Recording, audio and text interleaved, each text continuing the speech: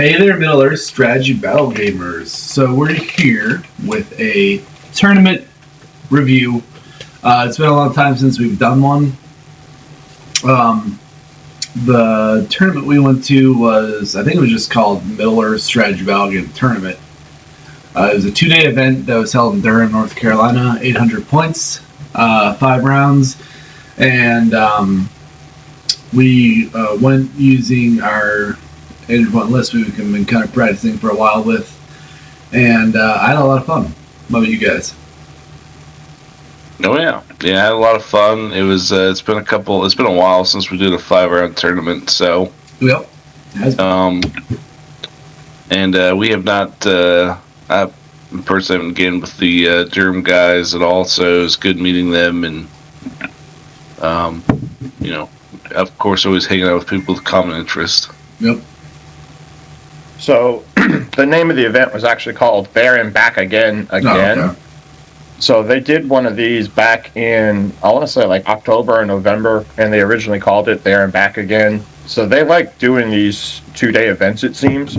But they have a really nice place to do it at. They have this big game store up there in Durham. Yep. So this was the second event, so they called it There and Back Again, ... again. Okay. And yeah, like Joe said, it was an 800-point event. Yeah, I will say it was, I think the last 5-round tournament I went to, and I think probably both you guys as well, was actually Historicon. Historicon was 4 rounds. Oh, yeah. The last 5-round game event that I went to was March on Music City in 2019, in December of 2019. So it's been, not only has it been a hot minute since I've done a 5-round event, but this was actually the first event that I traveled to since 2021. And I actually talked about that a little bit. I actually double dipped and did back-to-back weekends of wargaming. Yeah. It's been a while since I've been gone to an event that was out of town. Yeah, the Durham group, so anyone unfamiliar, we game in the United States, and Durham is in the same state as us, and it's first time I've been to one of their events. I think it was well run.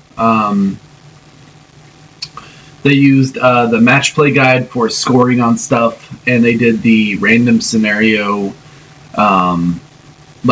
the elimination scenario. They gave you a pool, then you and your opponent had to roll and then eliminate each scenario, and that's honestly become probably my favorite way of selecting scenarios. It's balanced. Yeah, I agree. Fair, and I really like it. Yeah, they predetermine. I believe they predetermine the pools by rolling ahead of time, and then just whatever first 5 pools came up is what they chose. Mm-hmm. And then, like Joe said, so this was actually, and I hate to preface this with a negative comment, but this is something I don't like in an event. You had the option to take a good and an evil army. I think if you're going to an event, you should only be playing with one army, because to win an event, you should be a master of one army, because that shows that you can be the master of any different scenarios that can throw your way with an army, even ones that have weaknesses to certain scenarios. But for the elimination style, you rolled a dice, and whoever rolled highest got to choose if they played their good or evil army, if they played it. Now, it seemed to me that it was about 50-50 for people who actually played with 2 different armies. What did you guys see? I know that the only opponent, 2 of the opponents I know of, actually they placed first and second. Had 2 so that kind of goes to my whole thing with like, oh, you played with 2 different armies. Yeah. So anyway, yes, I personally have never. I mean, I like the idea because it kind of gives you the ability to get some thematic good versus evil matchup. Yeah. But at the same time, like, so of my 5 opponents, 2 of them brought both armies. The other 3 just brought a singular army. Yeah, I've never been a fan. Personally, I've never enjoyed the idea of taking 2 armies to an event. Just because you gotta have, 2 armies, you gotta pack up, you got, this, that, and the other. I've just, trying to practice the one army and all that, so. So what did we bring? Anyway, yeah. So I actually brought Azog's Hunters with a Dark Powers of Dol Guldur alliance. I was going to bring Moria, and we practiced with Moria, but I actually did not have enough models. For some reason, I have enough models for my 1,000-point list, but not my 800-point list, which is kind of weird. So I didn't have enough models, and I actually had to paint like 6 or 7 more models. I think you were short a model or two also. I was, yeah. So I just decided, hey, I got all my Azog's Hunters models. I've recently painted them, and why not just bring them? So my list was Bolg, Keeper of the Dungeon, Thimble, Yaznag, and a bunch of Hunter Orcs. 1 Hunter Orc with a horn, 6 Hunter Orcs on a warg, 6 Fel Wargs, and then the rest. I think all my warbands were maxed out, except for the Keeper of the Dungeon, and they were Hunter Orcs on foot with bow, and I had 18 bow shots on the list, basically, which didn't do anything for me pretty much the entire event. Anyway, what about you guys? What list did you bring? I took out the Lake Town once again. Bard on a horse. He brought Alfred and his kids with him. Bilbo, Gandalf mounted on a horse, and Percy. I think I had like 56 models, 54 models, something like that. And I had pretty much 4 or 5 bow shots in each warband, so quite a bit of shooting. Yeah. Quite a bit of fishermen. What about you, Jason? So I broke out the Assault on Helm's Deep Legendary Legion for what I will say now is probably going to be my last time playing it for a while. I'm a little burnt out on it. As Dan and Joe know, that's kind of been where I've been playing heavily lately. And I enjoy the list, don't get me wrong. It's just that it's at this point where I've mastered as much as I could. There's not really a whole lot to master when it comes to an army that doesn't have heroic strike or anything. I think it's a great army for folks to start with if you're learning the game. Yeah. But I took that, and it included 4 captains, and one of them being the commander. I think it just had a slew. I think I had 6 guys with shield, about 11 pikes, 10 crossbows, 10 berserkers, 1 guy with a shield and a banner. What else? And the ballista, naturally. So I think I was at like 46 models, something around there. Yeah, so that was my army. Yeah, that's well, I'd like to actually talk about it maybe if we have a little bit of time after about kind of things that we all learned about our lists, weaknesses, strengths. Yeah. When you're playing 5 games, you have plenty of opportunities, and not to mention like 5 different scenarios. You got a lot of 5 different opponents too. Yeah, 5 different opponents. You got a lot of opportunities to see strengths and weaknesses in your army. So I guess we'll start with round 1. So round 1, we played objective scenarios, I believe. Yes. Yes. Objective scenarios. Yeah. So pull 3. Yeah. My round 1, I ended up playing Destroy the Supplies. So I versed Zach Johnson, and he was playing a mixture of Thranduil's Halls, Lake Town, and a little bit of Erebor Reclaimed. A little bit. Very little Erebor Reclaimed. He had Thorin and a Ironhill's Dwarf with a banner, and I think that was it. So basically, we rolled. I decided, you know what? This is a pretty good mobility scenario. He doesn't have a whole lot of cav. He has like 2 mounted. He has 2 mounted heroes and like a little bit of cav. So I was like, this would be a good scenario. I have enough numbers where I can probably get my cav around to get to his objectives. I think I had more models than him, but yeah, I did actually. So I figured I had enough models to tie him up. get around either my cav or my fellow wargs. And yeah, so round one, we roll, pick our sides, and we deploy. And round one, nothing really happened. He is a guy I think that likes to sit back and shoot. So he sat back, shot. Bard wasn't on a horse, by the way. I preface that. Bard was pretty much bare bones. He had a handful. So in terms of shooting, I actually had more bow shots than him. He had a lot of Lake Town militia Lake Town militia with bow, and that was pretty much the bulk of his shooting. He had a bow on Thranduil, and he had a bow, of course, on Bard. So, basically we maneuver. I'm actually really pushing. There's a set of woods on both sides of my right of the board, and I'm really committed, both Bulg and Fimbul's warband, to that. I'm trying to use the woods to cover myself from shooting, and I know that Fimbul has a rule where he ignores difficult terrain. Like, he just ignores it, So, I was trying to maneuver I was trying to bait Thranduil and the Cav out, because he deployed them opposite of Bulg, and I was like, hey, I got enough guys here. Bulg is a hard enough hitter and a high enough fight value. I can probably really hurt Thranduil if he commits him to a fight. And once I kill Thranduil, that flank is mine. And there were 2 objectives there that were easily within my grasp. So I kind of baited him out. I didn't really want to overcommit, because I knew that Thranduil had Nature's Wrath, and I didn't want to put myself in a position to really hurt myself. Because he also had 4 or 5 cav. I don't remember. It was a pretty good number, but it wasn't like a huge I think it was 4. I played him around 4, and I believe there was 4 of them. Yeah. So we're maneuvering. I get priority, and I said, okay, we got an hour left on the clock, if that. I don't remember. It wasn't a full hour, and I decided to push Bulg, push Fimbul, push my wargs up in charge range of him.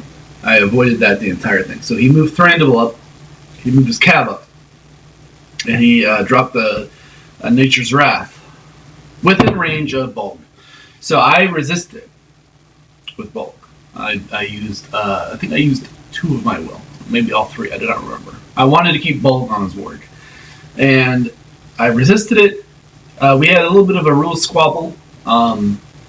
And here's after the last couple events, I would highly recommend to any player going to the tournament, please bring your rulebook with you. I did not bring. I normally don't bring my rulebook, which is a mistake on my part, because I could have easily flipped to the pages and showed him the rule and read it, and I would have been fine.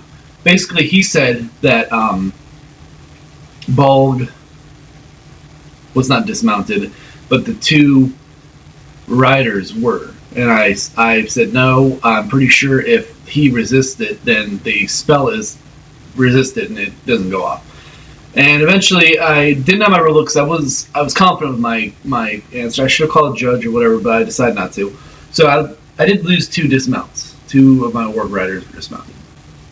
So I hate to interject here. Well, actually, don't mind interjecting. I'll say this. So I played against Zach too, and he's a pretty nice guy, but he's very high intense energy, and he's clearly a guy who doesn't like to be proven wrong. So we had this same scenario pop up in my round 4 game, and if you don't have your rulebook, like Joe didn't, if someone is adamant about being right, challenge them to prove to you, because when we had this same scenario come up in my game, and he got to the point where I was about to yell at him, dude, shut the hell up, because he was getting on my nerves with how high intense he was. But when I pulled my rule book out and showed it to him straight up, he was like, oh, I guess I'm wrong. So don't be afraid to challenge your opponent. If they're going to be so hardcore 100% believing that they are right, make them prove they're right. Yeah, the burden of proof lays on them. Yeah. Yeah. So Anyway, that was basically all the rules. I think the major rules squabbled me. We may have had a few. Actually, we had a few, but I was actually in favor of him. I would like to say I shot a bow at Thorin and actually wounded him with one of my orc bows. Thorin was his leader. I thought you said your bows didn't do nothing. That sounds like something. That's the only. That's probably the major thing they did the entire turn. Honestly, that is pretty awesome. Yeah. So and Thorin was his leader. So, so next turn, he knocks 2 guys on their bums. I got a huge horde of orcs flanking around the woods, and then I sifted a few orcs back over to help on that flank. Next turn went perfectly. Sorry, it didn't go perfectly. I charged Balgan to Thranduil, charged Fimble, and charged a couple orcs. And his Aura of Dismay spell really stunted quite a bit of my charges. I failed like 6 charges, and I had a horde in my list too, so it really sucked. I didn't get a lot of numbers in on his cav, and they were able to do quite a bit of damage until the next turn. So at this point, he really pushed Thorin up onto my left side of the board, and one of my objectives, which was being guarded by the Keeper of the Dungeon and like 4 Hunter Orcs. The center was being fought with. I had like 4 Hunter Orcs at the time. He had an entire warband of Lake Town. So, Yaznag and his orcs have already gotten to his side of the board, and they are getting. Yaznag and his guys got kind of wrecked. I was trying to go for his left objective. That was in a wood, I think, or right next to a wood. So, the next turn, get Balgan, get Thimble in, and I called a strike with Bulg, because Bulg's at 7, and I figured Bulg's at 7, make Thranduil burn Mike to do the strike. We'll go to a 50-50 roll-off, or he has an Elven Blade, so, they'll go to a roll-off nonetheless. So at this point, we're starting to lock lines. There's not a whole lot of time left on the clock, because I literally wanted to spend a lot of my time maneuvering and positioning. He did kill, I think, 10 guys in shooting, eventually. Despite his, in my opinion, lack of bow shots. Bard actually was pretty much worthless for him in terms of shooting. He had to spend might to hit, and then he would miss the next shot. And he wouldn't move. Yeah, so it was pretty bad for him. So I called a strike with Balg. He called a strike with Thranduil. Balg won the fight. I did like 2 wounds to him. He failed his fate. So no, he passed 2 of his fate. So he was basically down to 2 wounds, no fate. I ended up killing 2 or 3 of his cav. I think 2 of them. And next turn comes up. This is the turn where I fail like all my courage chests for Aura of Dismay. So only Bulg gets in. He's able to charge with his cav into my guys. And so it was not a position I was very happy to be in, but that happened. And at this point, I had a warg, a rider, and a warrior pile in on his objective, on his supply marker that was behind this fight with Bulg and his guys. And so the fight phase comes up. I have Thorin surrounded. I think I killed his goat at this point. Keeper of the Dungeon, I've playtested him in like 2 or 3 games. He's done absolutely nothing for me in those 2 or 3 games. But in this tournament, he was an absolute slaughter machine. He was killing troops. He was destroying heroes. It was really nice, despite him, having no fate. Yeah, I will say, I've played against Joe a few times with that, and every time we play, it seems like, okay, I just have to throw like 2 warriors at this guy, win the fight, and then I insta-kill him with those 2 warriors. So, sitting here giving us the play-by-play after each round, and I'm just like, the King of the Dungeons the Keeper of the Dungeons did what? Yeah, so basically I threw the Keeper in, and this was a thing where Thorin, had a firefight, so I was just striking. Thorin was having to burn his might to strike against the Keeper. I knocked him off his goat, So he then lost his ability in my opinion, he lost his ability to kill everything in that fight because he could have if he won the fight on the goat and if he had charged. So I actually wounded Thorin. He rolled pretty bad for him to win fights. And not to mention, I was throwing 6 dice to his 3. And that's one thing about the Hunter Orcs that I did learn. But, so, Thranduil, Bulk are both tapped out of might. So we both just throw dice. I roll a 6, he rolls a 3 high. Bulk smashes Thranduil. He loses his Hour of Dismay. The next turn, I dogpile in on all of his cab, kill them, get his objective, and the game ends because time. So I broke him. I think I was unbroken. I wounded his leader. I had one of his supplies destroyed. So it was a. Actually, I have my match play guide sitting next to me. I can tell you. Well, while Joe's looking that up, I will speak to one thing. I agree that the event was very well run. The one thing I will say as a constructive criticism is they were not very clear when the time started. Yeah. So we did round 1, and we are like, I don't know, 20 minutes into the time. Now I will say it was 2-hour time limits, and they gave a 5-minute deployment cushion, which was cool. But when I looked up for the first round, and me and my opponent were just sitting there chatting, and we're already at that point, it's at 1 hour and 40. So we're 25 minutes in, and I'm just like, dude, when did they say go? And he's like, oh, I don't know, I missed it. I was like, I didn't hear anything. And that was something that I will say that I never heard for like any rounds was, okay, the timer has begun. So if you're TO, definitely be very, like, they had a nice timer that was easily seeable. Like it was highly visible because it was on a TV monitor, but they were not audible with the timer starting, and I think that's something that a TO needs to do. Yeah. So yeah, that affected my round 1 for sure. Yeah. Yeah, I agree. That's kind of like a constructive thing. I mean, yeah, I'm not being negative. I'm trying to be constructive because, like I said, I think we all agree it was a very well run tournament. It was smooth. I mean, they were even able to start us an hour earlier on day 2 for folks who were traveling from out of town, which was great. That's always nice. But I would say, if anything, hey, Spencer, next time just be very loud about, hey, the timer has begun. Yeah. So, yeah. And that's like my only negative quote unquote feedback for the event. Yeah. So yeah. Go ahead. But yeah, also, I did love the prizes. I think we should talk about the trophies. Oh yeah, I did too. We'll definitely will. But anyway, okay. So round 1, I destroyed one of his markers, which is 2 points. I don't think he destroyed any of mine. No, he didn't actually.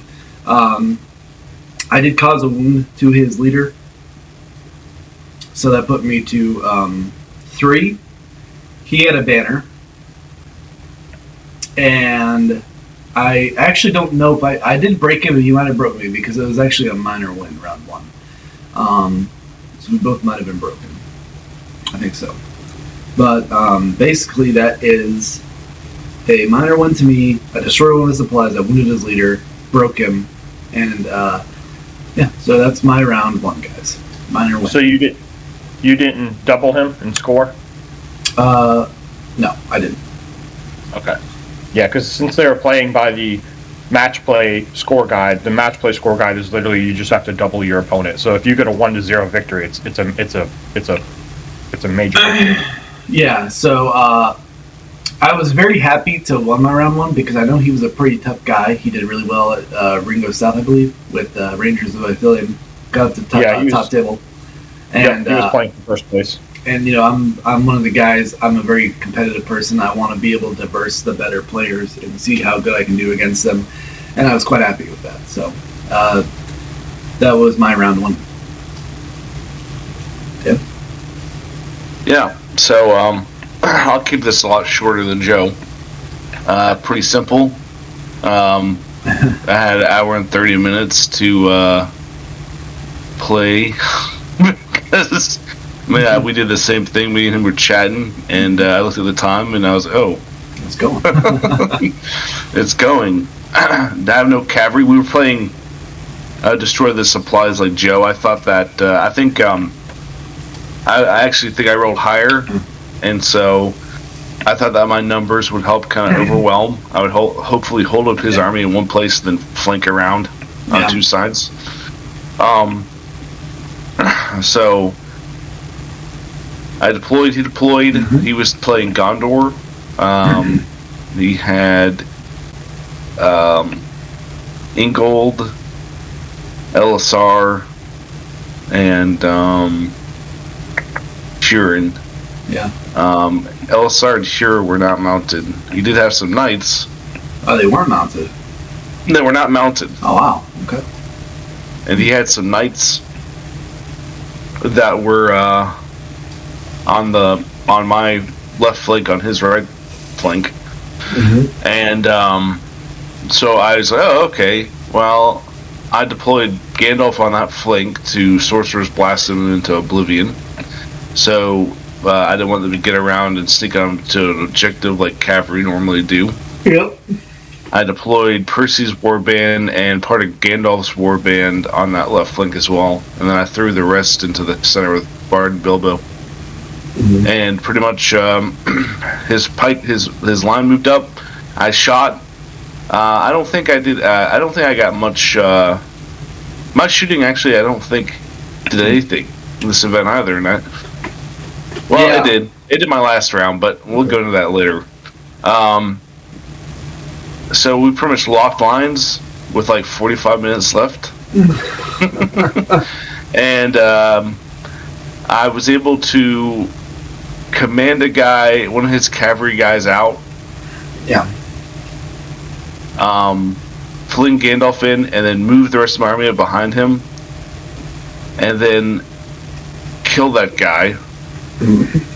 Next turn, I did the same thing, and I was literally one turn away from one of the objectives. The game ended. Yeah.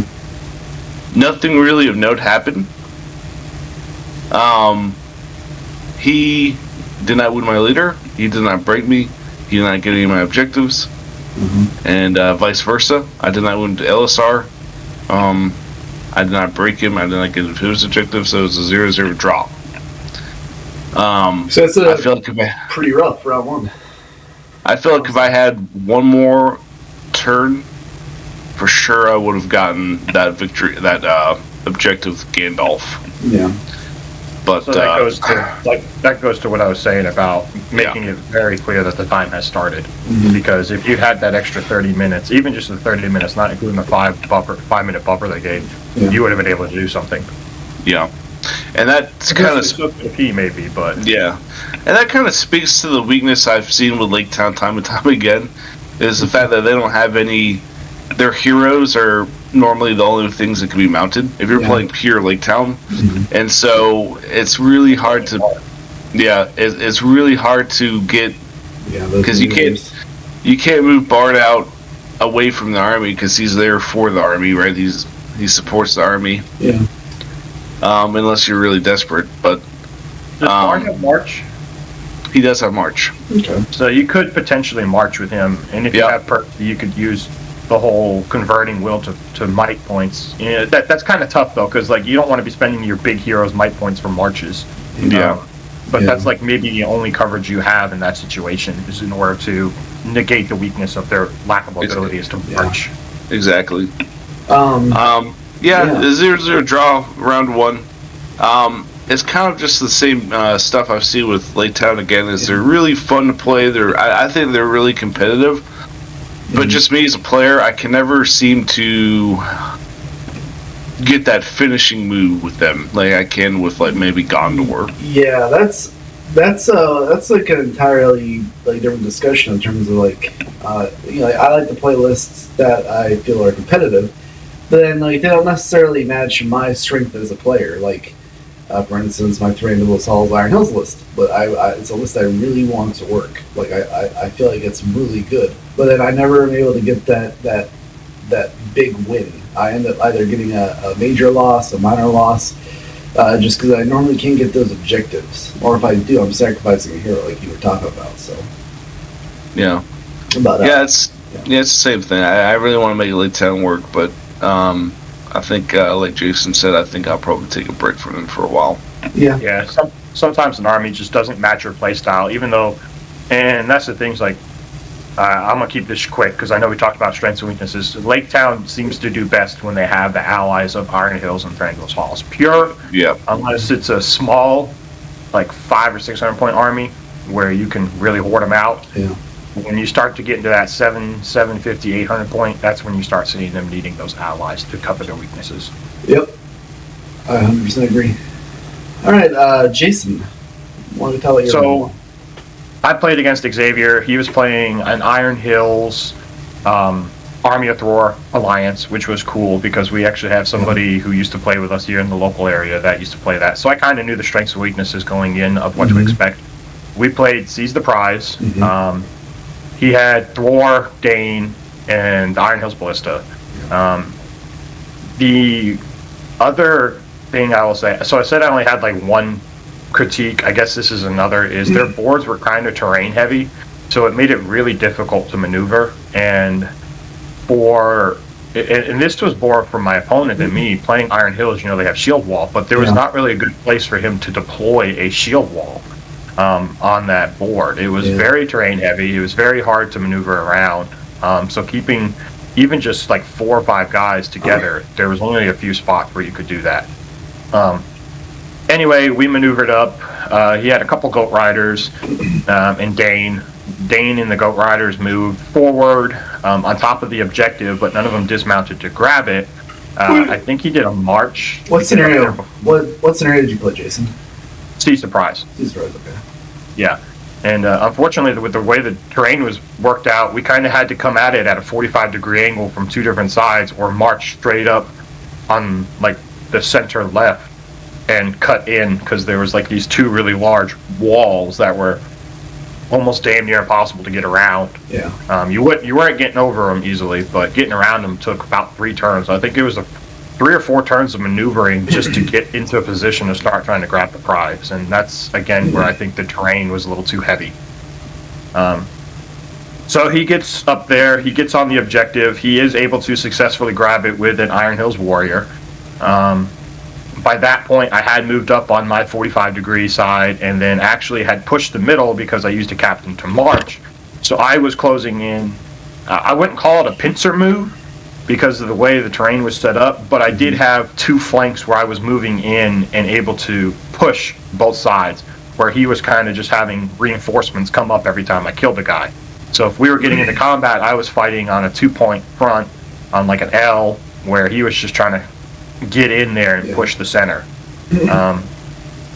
Long story short, I was able to use a heroic combat to kill the guy the Iron Hills Warrior that had the objective, slaughtered him with one of my captains, because Iron Hills being defense 7, the captains wound on 5s with their strength 5, took the objective marker, and because I did heroic combat off of that, I actually just moved my captain back because he had Dane sitting right there in the middle, threatening the entirety of that area. And I did not want Dane to run over there, chop the head off my captain, and then be in possession of the jewel, which is crazy.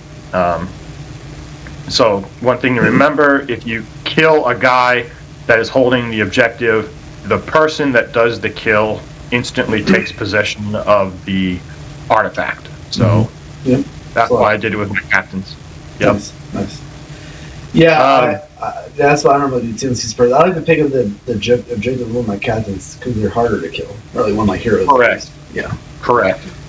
So, just keep it short. We just did a lot of fighting in the middle. He was able to sweep around the backside, although it took him 3 or 4 turns. I was pegging crossbow shots at him the whole time.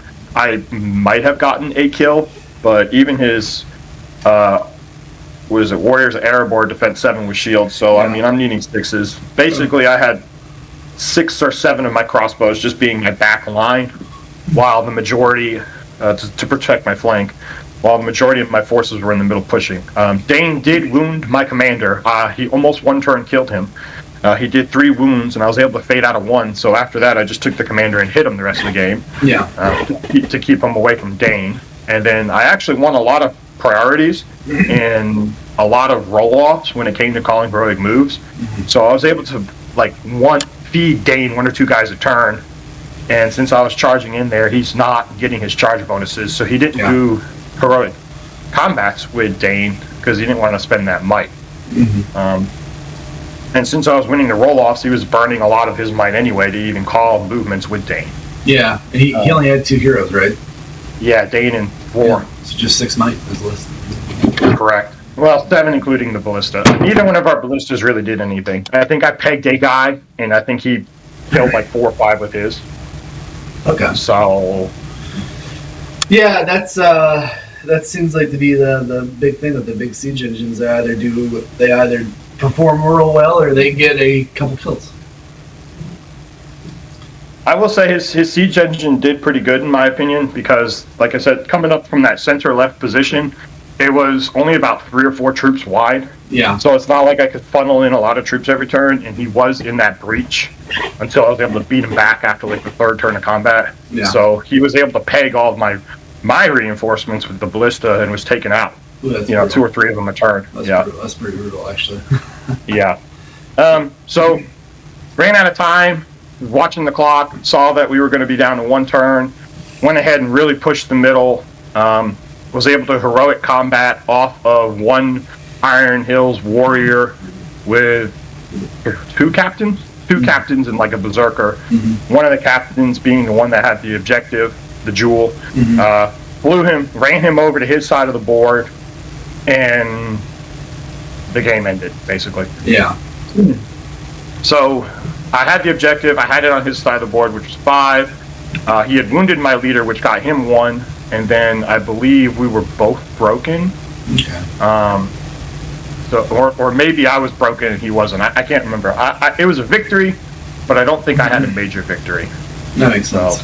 That makes sense. Yeah, I played him later on, and he was a very solid player. Yeah. Yes, I agree. If it weren't for the fact that he had dwarves moving at 5 inches a turn, he probably would have done better. And we talked about it. He said he should have dismounted one of his goat riders because he ran up there with Dane and 2 goat riders and was right there front and center. And I'm like, well, crap, this is going to be hard to break away. Yeah. He's like, I should have dismounted one of the goats. I should have dismounted Dane and tried to pick it up. And I was like, well, yes, I agree with you. Yeah, if Dan had gotten it, that would have been a pretty tough challenge. Yeah, he said he would have run up with one of the goat riders, dismounted, attempted to dig it up, and then the next turn handed it off to Dane. And I was like, yep, that's the best thing you could have done. Yeah. He's like, oh, well, live and learn. I was like, yeah, that's why you play games. Yeah, that scenario is it's a tough one. It's actually one of my favorite scenarios, mainly when I play my Rohan. But yeah, it's pretty tough because you want to give it to one of your heroes, and if you're in a position to where you really, I need to try and pick it up right now with my hero, and you got to dismount him, then you're losing a lot of your. It's like when we played that one game, I dismounted Théoden to pick up the jewel because I wanted Théoden to pick it up. Yeah, and then I turned around and ganked Théoden. Yeah, so. But yeah, that's all of our round 1s. So I won, Jason won, and Dan tied. So you guys want to move on to round 2? I'll make this one quick. Yeah, Let's do it. Okay, so round 2, I versed fiefdoms. We played. We didn't play capture and control or domination as the 3rd one. I can tell you that. It was breakthrough. hold objective scenarios. Yeah, hold objective scenarios. Breakthrough, I think, is the name of it. Yes. Yeah, breakthrough. So we played breakthrough. He was playing fiefdoms without Emerhill. He had Angborn. He had 2 captains. One captain of Seraph, one captain of Thalimroth, and he had Doomhir. Doomhir was his leader. He didn't have the Blackroot Veil Archer spam. He only had like 5 of them. We were playing on a Amon Hen board. He put Doomhir up on the scene chair with his Blackroot Veil Archers, and I deployed on the line. I did scare him when I told him I had 18 bow shots, so he deployed on the line. So we got into combat really fast. Basically, what happened was Keeper of the Dungeon went straight into his pike line, heroic combated, killed a guy, went through the other guy, killed him. Next turn, I was able to envelop his pike line really easily. And basically, we just clashed the entire game. Nothing really major happened. Bulg, I think, Didn't even get wounded. I didn't touch Dune here. The game ended. He was broken. I was unbroken. I was holding the one objective with the Keeper of the Dungeon. He was contesting my back objective with a Knight of Dalaamroth. I was contesting his back objective with a Hunter Orc. Or sorry, a Fel Orc. The Hunter Orc died. He did charge a Knight in, killed the Hunter Orc, and I was able to move an inch back towards his objective and actually get in range of it because of that. And the Fel Orc passed the courage test. The Fel Orc rolled boxcars to stay on the board. Oh my god! Yeah, that's pretty awesome. So basically, the game ended as a major win to me. It was a really fun game. Like it was just a straight up scrap. I do think that Fiefdoms without Emerhill is a whole lot less scary. I will just say that. Emerhill makes that list, it seems like. I do like his initiative in trying a list without Emerhill, but he didn't have that 12-inch banner. I don't think he knew that. I had to explain to him that the heroes' rules, because he was playing a pure army, the Green Alliance, their rules apply to everyone. He didn't know that at the time, so maybe I think you were playing a newer player, if I remember correctly. He was quite new. It was like his third game ever. Was he kind of hoarded out because he didn't have Emerhill?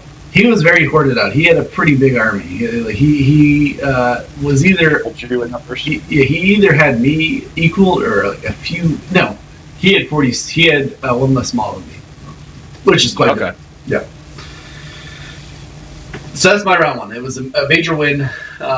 Very close. It was a close game to some points, and at the same time, I just kind of knew I had control of the board, which is in the same thing in game one. When so it's one thing I want to talk about board control.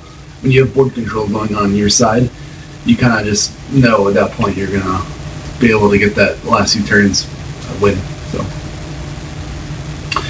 Dan. Yeah, I actually also versed Fiefdoms round 2. What do you know?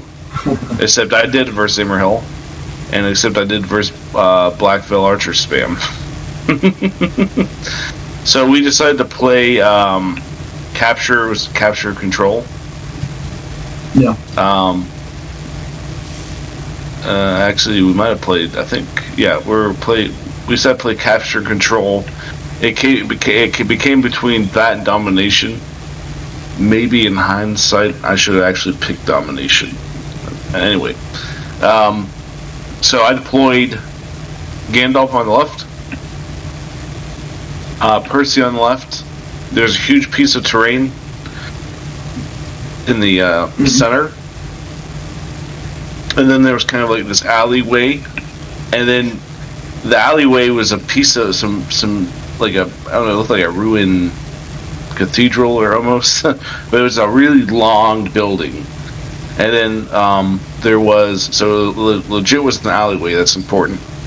And so then past, if you go to the right past that, there was an objective there. And then on his board edge, of course, he had the objective, and then I had the objective, not edge, but board sides. And so we deployed. He deployed his Black Veil Archers and Dune here at the end of that alleyway. And pretty much my thought was, okay, I'm only going to have to pass them for one turn. I'm not going to even worry about going after them. And then with Gandalf and Percy, I was going up against Angbor the Fearless. And so it has some clansmen. And so I was like, okay, my goal is to keep Emerhill, him and Forlong together, to keep them kind of trapped in that corner, and then take out Angbor with Gandalf and Percy, flank around, grab his back objective while defending my back objective, and then grab the center objective as well, and then pretty much sacrifice that right objective and let him have that. And so first turn, I moved my army up. I was in, I guess, I moved right in front of that alleyway, but the positioning, everything, I had like 4 in the ways for him to hit any of my heroes, including the kids and Alfred. Shooting comes up. He calls a heroic accuracy with Dunhir. Kills Sigrid. And so then Bard has to charge Dunhir. Because he killed her with Dunhir. He made 3 in the ways and killed her. Which is, I guess, not too crazy because he called it accuracy, but and so pretty much I was like, well, there goes the game. I mean, yeah, it's pretty. Bard's gonna have to. He's taking Bard out of the fight. Yep, Bard's gonna be over there if he doesn't die from shooting, and Bilbo's gonna have to hold off Emerhill and Forlong, and so. And then I was like, well, don't give up. Try to play this out. And I took Gandalf's Warband, and I did pretty much win that flank with Gandalf and Percy. Mm-hmm. But I think we pretty much nullified that objective. Yeah. So I move, next turn I move some guys in front of, into the alleyway. So I can actually kind of control where Bard moves, because Bard has to move to the enemy model. He has to take the fastest path. Mm-hmm. And that was the fastest path, so I moved some guys in front of where Bard would be, kind of limit his movement, and also give him give him some in the ways. Mm-hmm. And then I pretty much moved the rest of my army in, including Bilbo, into that choke point, so he couldn't get Emerhill and Forlong up into the fight because they're in the back. Mm-hmm. He had them in the back behind his pipeline. Yeah. But he did have some cavalry around the corner of this building, and so he had priority this turn, which is important because I took some fishermen and I moved them closer to his cav, so that the next turn, if I won priority, I could charge him and he would not get the charges off. Mm-hmm. Which worked out well. Yeah. Of course he shot. I think he wounded Bard, but I was able to fade out of it.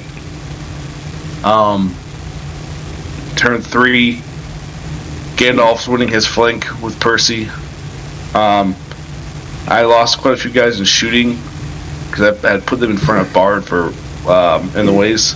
Mm-hmm. By this time,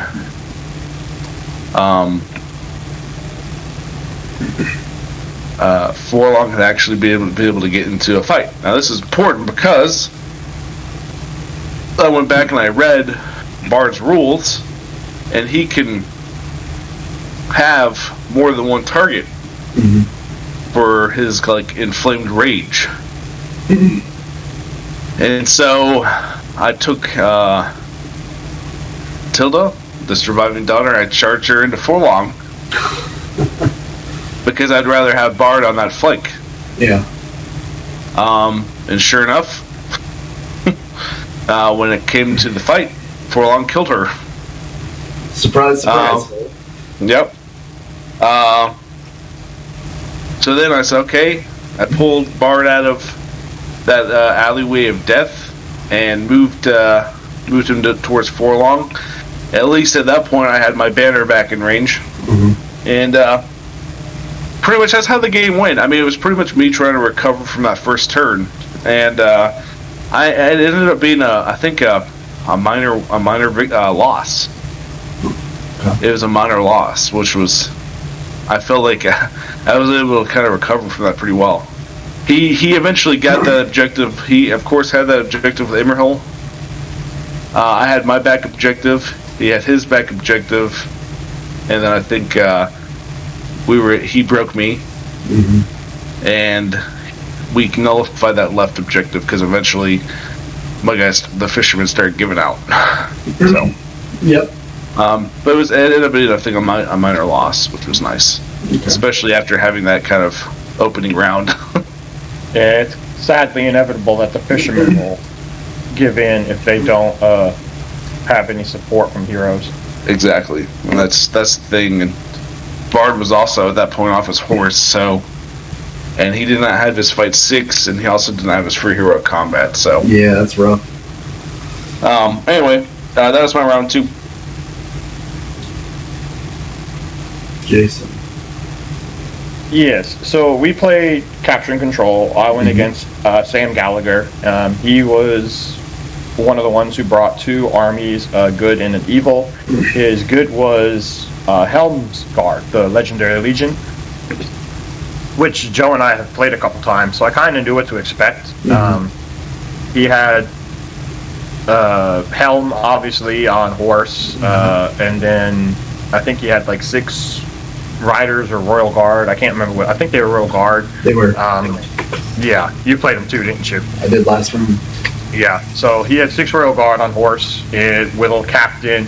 Then he had another captain on horse. He had like two captains mounted, fully kitted, 6 Royal Guard on horse, and then 2 King's Huntsmen and a whole slew of foot guys between warriors and Royal Guard.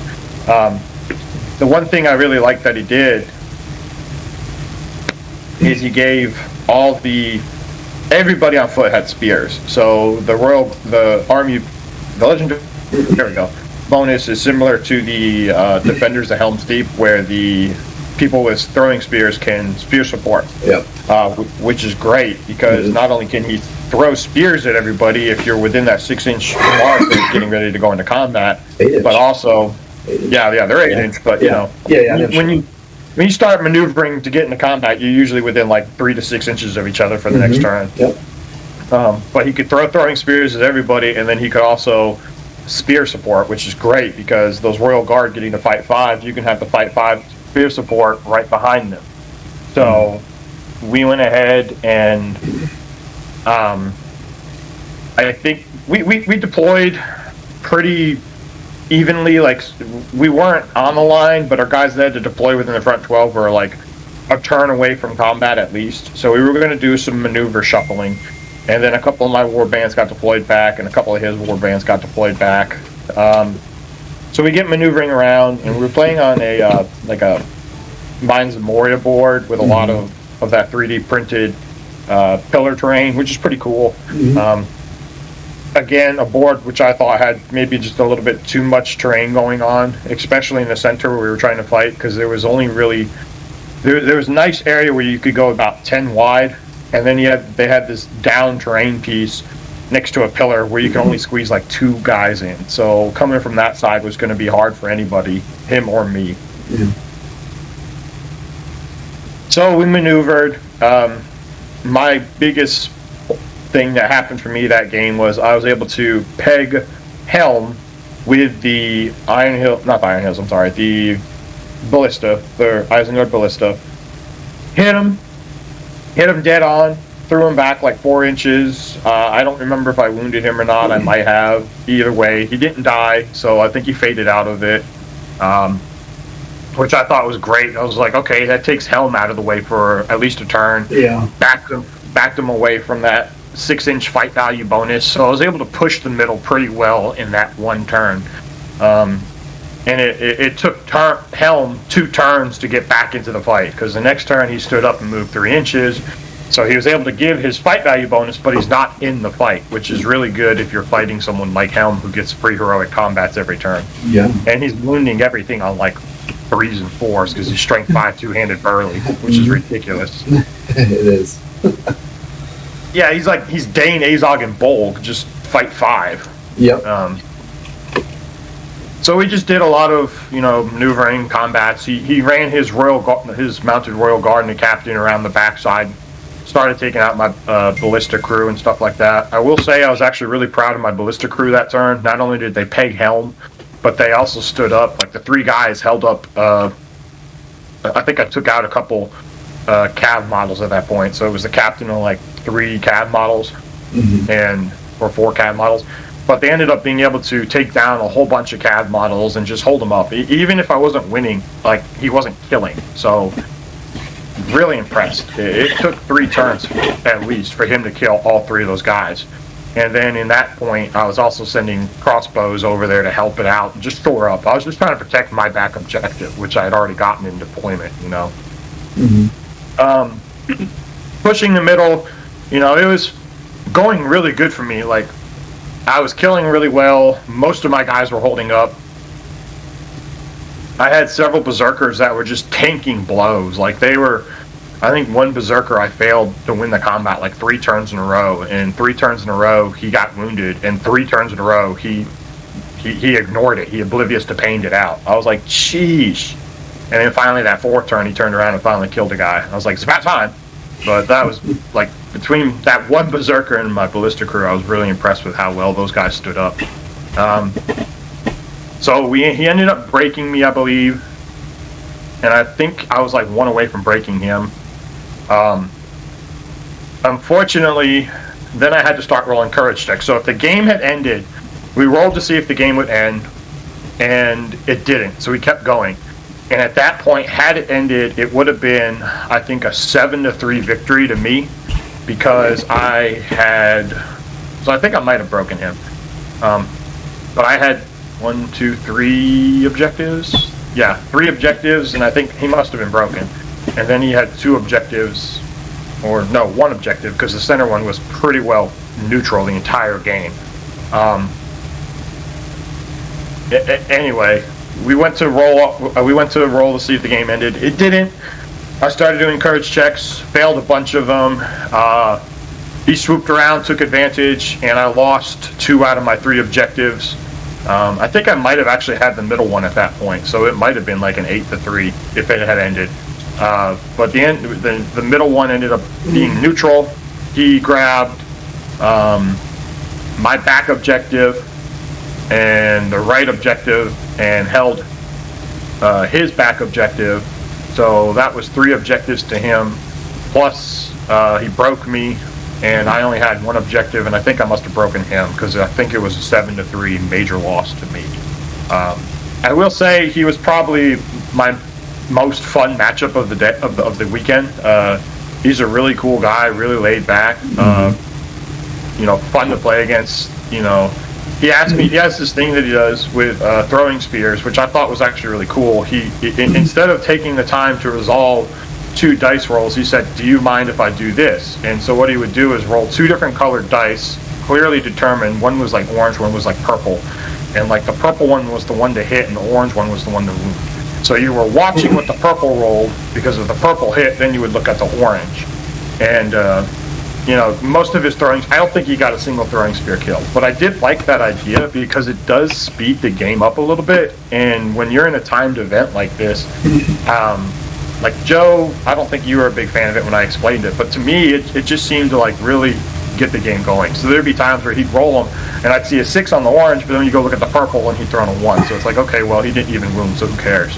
But I mean, Dan and I were talking a little bit before we started recording, and sometimes you can just roll a dice, and it'll just sit there and spin for like 30 seconds. And when you're trying to get, like, especially late game, when you're trying to get as much in as you can to win or grab an objective or do something, sometimes speeding that process up by throwing those 2 dice just to me seemed like a really good idea. Yeah, it didn't bother me that much, honestly. Yeah. So. Yeah. 7-3, major loss for me, round 2, sadly. So second round was a win for me, loss for you, loss for Dan. Yep. And this is we'll talk about the 3rd and final round. I'm going to speed this one up myself again. 3rd and final round of the day, because it's a 2-day event. I versed Ministirith, again, a relatively new player. He was playing Ministirith with Boromir. He had Faramir, and he had Galadriel in the alliance. So Interesting. So we rolled. I feel like I may have done him a disservice because my army was not packed. and we went and rolled and eliminated scenarios, and we ended up playing a Reconnoiter. I started unpacking all my models and saw all my wargs I had, and he's like, "Oh, I probably should have waited to see what your army was before I eliminated." So basically, we deployed, moved up. Everything got on the board except for 2 of my warbands didn't bulk, and Yazneg. So I knew exactly where his army was because his entire army got on the board. So I was able to kind of put Yazneg and bulk on where I saw he didn't have a lot of models, so I can try and shoot across the board with my cav and my fell wargs. He did have an Avenger Bolt thrower in his list, which pretty much locked down an entire corner of the board. I didn't really commit to that side because I didn't want to get shot to pieces. So I let him have that sector of the board, but I didn't let him get across to my side of the board. He also didn't move his Avenger Bolt thrower up the first few turns, which we kind of talked afterwards if he had moved it up, and was able to lock down an alleyway that we ended up fighting in. May have been a different game.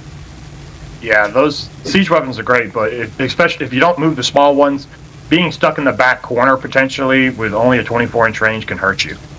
Yeah, so we started fighting. He used Galadriel's magic to mobilize Bold because he was taking the one from Outpouring. So he cast Blinding Light. My shots didn't do much, and he mobilized Bulk. He shot Bormer up and some knights.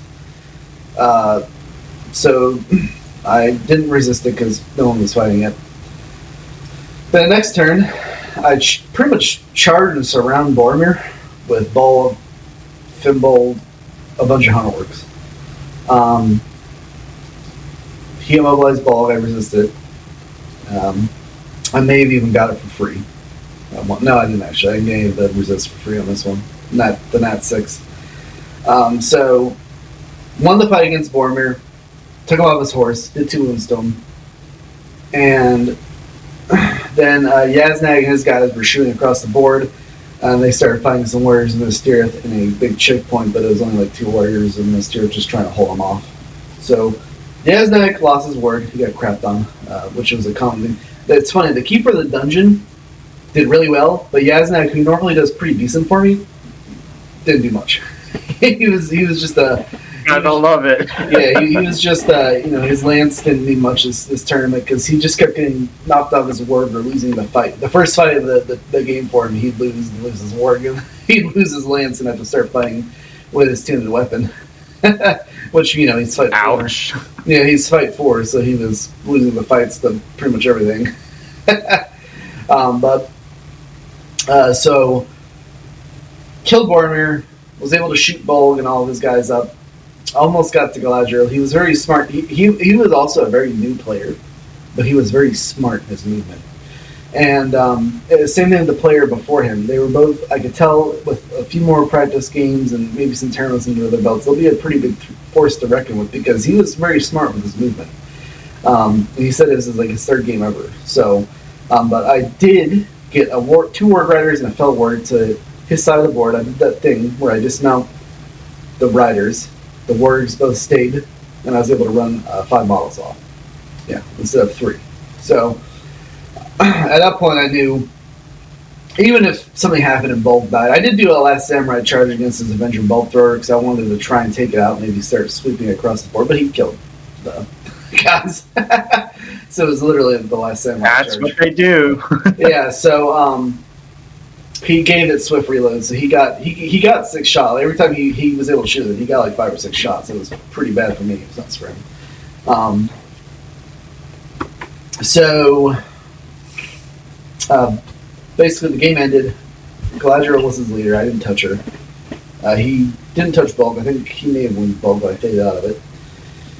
And I got 5 guys off the board. He got none, and I think he was broken. So it was another major win for me. So my first day, I went. You didn't just win. You killed him on that one. Yeah, I won. You didn't get any DPs up. No, well, yeah, I didn't. But it was like an 8-0 victory for me.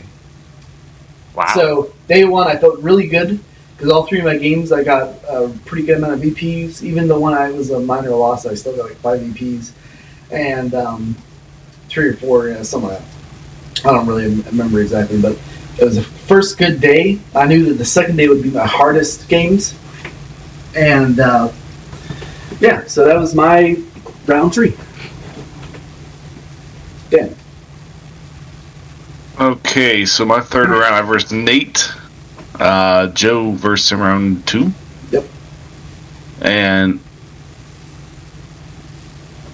let's see, I was playing. He was playing his Angmar, so he had a good army, the evil army. He had fiefdoms, and then he had Angmar. And we rolled, and with his Angmar, he had a shade, a lot of trolls, including Birder.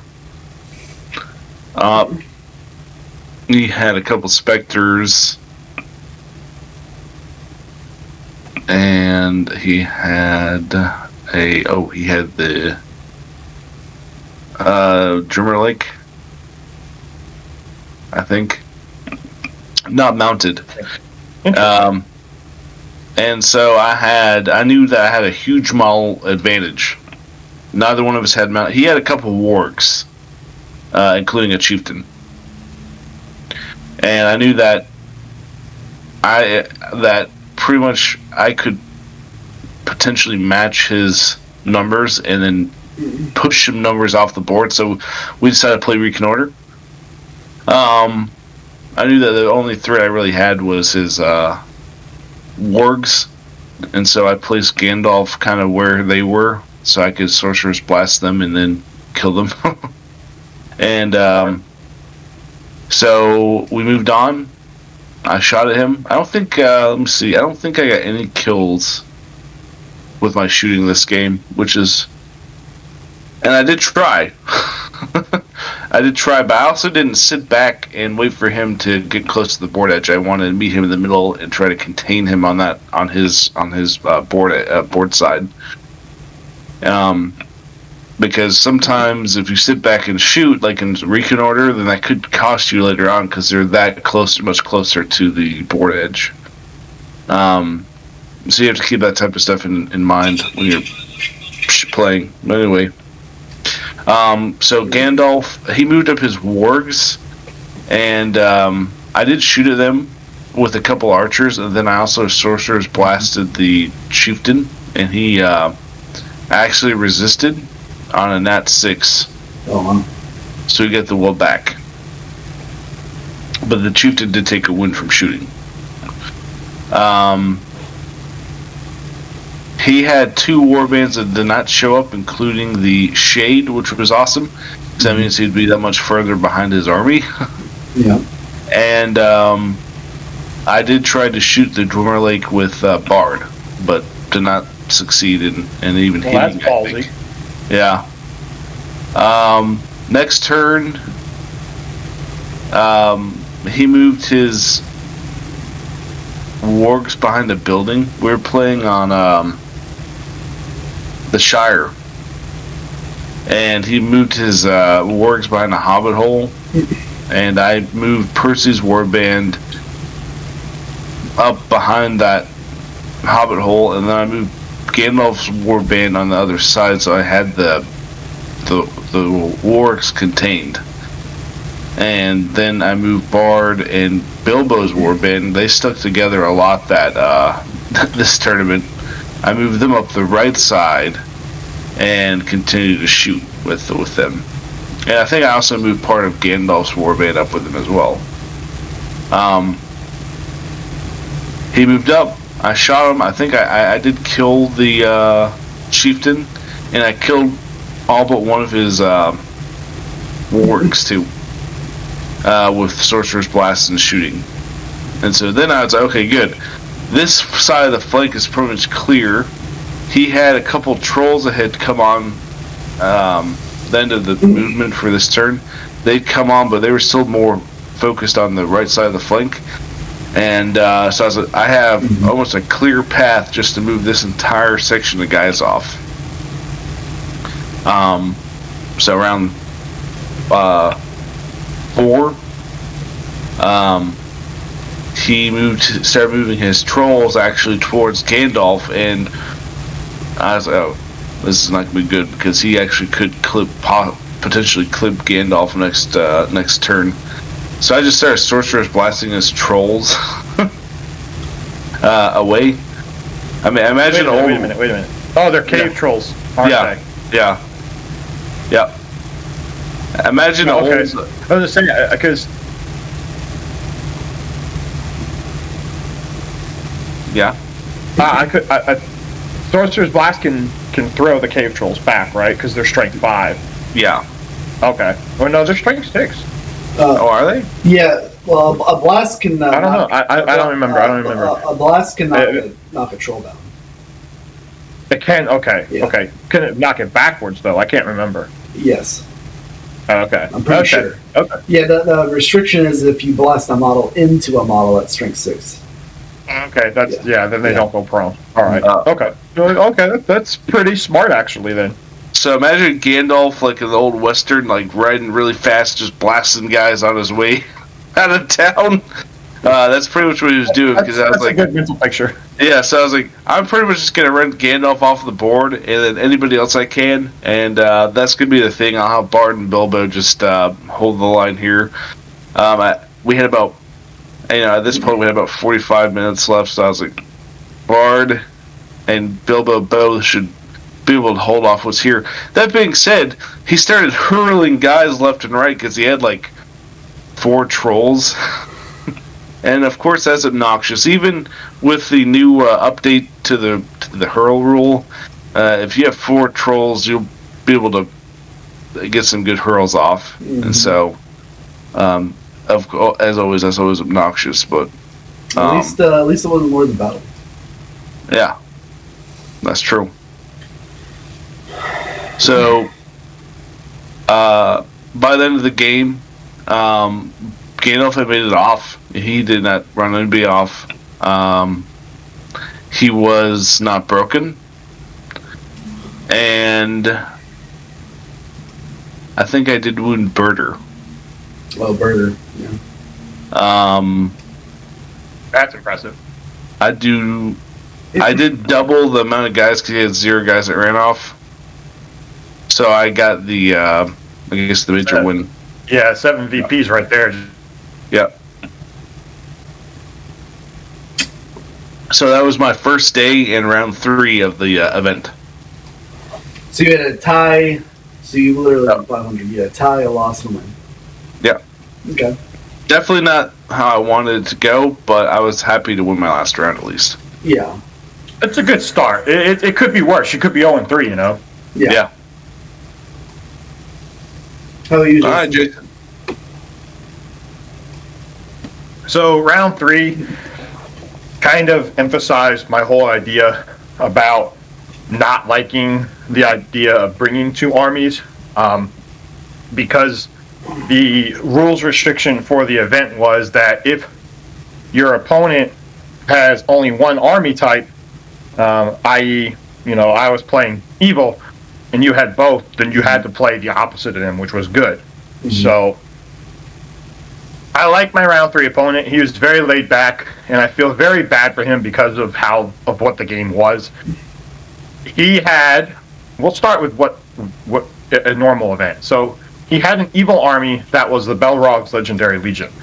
So my army having to fight the Balrog would not have been pretty. Joe and I have played Moria a couple times in practice matches, like he said. And let's be honest, I have never done anything really to the Balrog. Yeah. So he's tough nuts, correct. Extremely. So if he had been playing with that army against my army, I think the game would have probably ended up either as a draw or potentially a loss for me. We played Storm the Camp because it was the movement scenario ones, I think. Yeah, it was. Yeah, maneuvering scenarios. Yeah. So we ended up rolling. He got rid of Reconnoiter, or what's the other scenario? Reconnoiter, Storm the Camp, and I can tell you. So match play guide. Here it is. Reconnoiter, Storm the Camp, and Divide and Conquer. Okay, so Oh, is Divide and Conquer the one where you do it in the alternate corners? Divide and Conquer, yeah, is where you deploy diagonally. Okay, yeah. So we didn't. I think he got rid of Reconnoiter, or I got rid of Divide and Conquer, whatever it was. We ended up with Storm the Camp. So I was playing evil. You know, So he had to play it's good. You were right. Divide and Conquer is the one where you deploy warbands in the corners. You're right. Yeah, and then you're trying to get like the center objectives or something. Yeah. Okay. Anyway, we played Storm the Camp. His good army was the Fellowship of the Ring, which is cool. But he had like 8 models, or 7 models. He had Boromir, Gandalf, Aragorn, Strider, Legolas, Gimli, Frodo, and 2 of the hobbits, Merry and Pippin. Because I don't think he could get Sam, or for whatever reason he couldn't get Sam in. So he's got 8 of the guys. And here I am sitting with my 46 model evil army of Assault on Helm's Deep Legendary Legion. Yeah. So we deploy. It took forever for deployment because I had so many models trying to cram him into the small area. And this is also like a TO caveat. Don't play a scenario at a higher points army where you have to squeeze all these models in. And I don't think any maneuvering scenario, especially at a 2-hour time limit, when you're trying to move like the diagonal of a board, it's more than 48 inches. It's like 50 something or 60 almost. It's ridiculous. So we start moving, and I did a couple marches just to move up. Another terrain heavy board that made it annoying and a pain in the ass to move. And I start shooting at him with the ballista, because why not? I have nothing else to do. I think he popped Blinding Light. No, yeah, he tried to freebie Blinding Light the first 2 turns and rolled 1s. That sucks. Yeah. Like the first, it might have been like the first 3 turns. I just remember thinking, dude, what the heck? This is ridiculous. You need to take that dice and burn it, because he kept rolling the same dice and they kept coming up with 1s. Anyway, I shot at Aragorn the first time with the ballista. Aragorn got, I think I actually shot at Boromir, and it got redirected onto Aragorn. Aragorn got blasted back, took a wound, got dismounted, all that fun jazz or whatever. He faded out of his wound. Then the next turn, I shot at Aragorn again, just because I wanted to get rid of Aragorn if I could, and he redirected it onto Boromir. Well, Boromir Fellowship has no fate. The Isengard Siege Ballista is a large siege engine, so if you cause a single wound on a multi-wound model and it's not saved, the model automatically dies. So I wounded Boromir, and he died with his entire fate might still on the board. And then that just kind of like went to show me like the whole idea of, you know, like it's cool to play the Fellowship, don't get me wrong, but in that scenario when you're playing across the board against an army that has 6 times the models that you have, it is not much you can do. Long story short, I pushed up there. I was able to kill his leader, which I think was Gandalf. I couldn't break him because I couldn't kill Frodo. Yeah. Like, Frodo would not die. That little guy. He also botched like his first 2 or 3 rolls with the ring on in order to. And so I kept trying to move Frodo towards me, but when we're already deployed on opposite sides of the quarters, it's not like it really mattered. So by the time we got into combats, he was actually passing those rolls and doing whatever he wanted with Frodo. And long story short, I think he didn't break me. I didn't break him, but I took over the camp. I killed his leader. I kept my commander hidden, but he was able to get in there and I think kill the commander, like with a heroic combat off Aragorn. I'll say this, his Aragorn did exactly what Aragorn's supposed to do. Like, I threw a lot of guys against Aragorn. He had a terrifying war up with Gandalf, and I only sent a couple guys in against him, against Aragorn, until I was able to kill Gandalf, and then I tried to swamp him, and it ended up being like Aragorn did exactly what he needed to do. Every time he would roll poorly, he just like if he threw a 5 high, he'd just use his free point of might and call it to get a 6 because he didn't care about doing movements. Like what's it matter? Even if I move, you're going to be able to send like 17 more guys next turn to get me. So I think he was smart in that regard when it came to using his might, especially the freebie from Aragorn, because I don't think there was a single. There might have been one turn at the very end of the game where he lost with Aragorn, and even then I couldn't kill him. But Aragorn, I think, ended up getting my leader, and so it was another major victory for me because I was in his camp. I controlled my camp, so that got me like almost the max VPs or whatever, and then I killed his leader. He killed my leader. Neither of us were broken because even though he only had 2 models left, one of them was Frodo, and as long as Frodo's alive, he doesn't count for being broken. I think. Did Aragorn have Anduril? Yeah. Yes. Okay. Yeah, I've been thinking like, honestly, I might take Strider again with Anduril because without it, he's just another 3 attack strength 4 hero. And Anduril seems to really make that Strider profile go. I mean, it's not as expensive as it used to be. Yeah, it's definitely a good. He did very well. Like Aragorn did, and so Aragorn being on foot too, so he's only ever having 3 attacks. But like I said, he played it smart. Like he was a nice guy and a good player. And I just told him, I said, I'm so sorry. This is probably got to be the worst, most boring game ever. He said, no, it could be worse. I said, how could it be worse? You have like 5 models to my like 1 million. Yeah, like, it could be worse. I was like, well, I appreciate it. So I gave him sportsmanship award. Yeah, mad respect for him taking the fellowship. It's one of those things where I'd wanted fellowship just because it's such a big part of the story of Lord of the Rings. But if you're trying to go to a tournament to win or place or whatever, then it's something unfortunate. Although I do think in a lower point game the breaking of fellowship, but that's a conversation for another video. I agree. Okay. But anyway, I ended up winning major victory, and so I ended day 1 with 2 victories and a loss. Okay. So let's go in round 4. Round 4 was Maelstrom scenarios. Yep. And I versed Alex Wright. Alex Wright was probably in my opinion, the toughest guy at the tournament. And also the most laid back. Exactly. He is an extremely laid back guy. Honestly, it was a big pleasure to verse him. He was fun. He was real fun. To verse. But we rolled Maelstrom.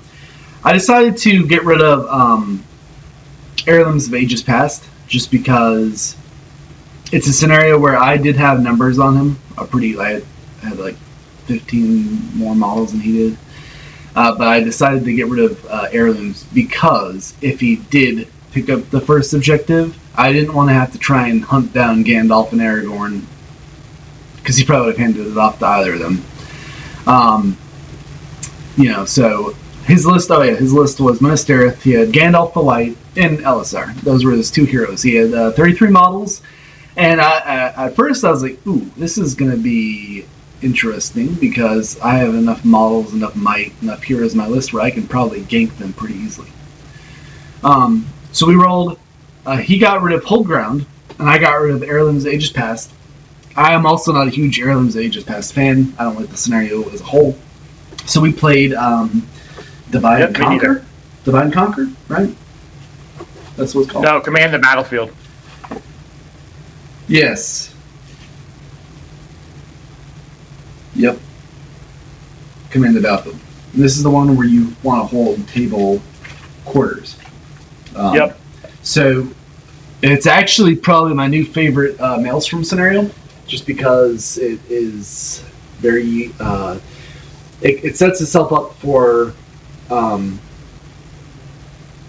very well. Especially, it doesn't really favor. It's like it's kind of Hold Ground. It doesn't really favor elite armies.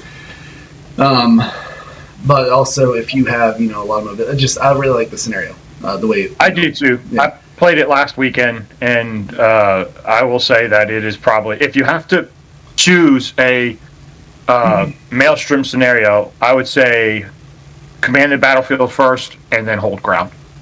Right, yeah. So he deployed. He got everything with Gandalf in. I deployed. I got everything but Fimble on. Fimble did not come on. Gandalf did not come on. Next turn, he. So we moved on. Nothing happened because we couldn't charge. I tried to get some shots off with some hunter works. Nothing went off. Then next turn came up. He moved Gandalf on. Sorcerer's blasted a hunter orc into Bulk, and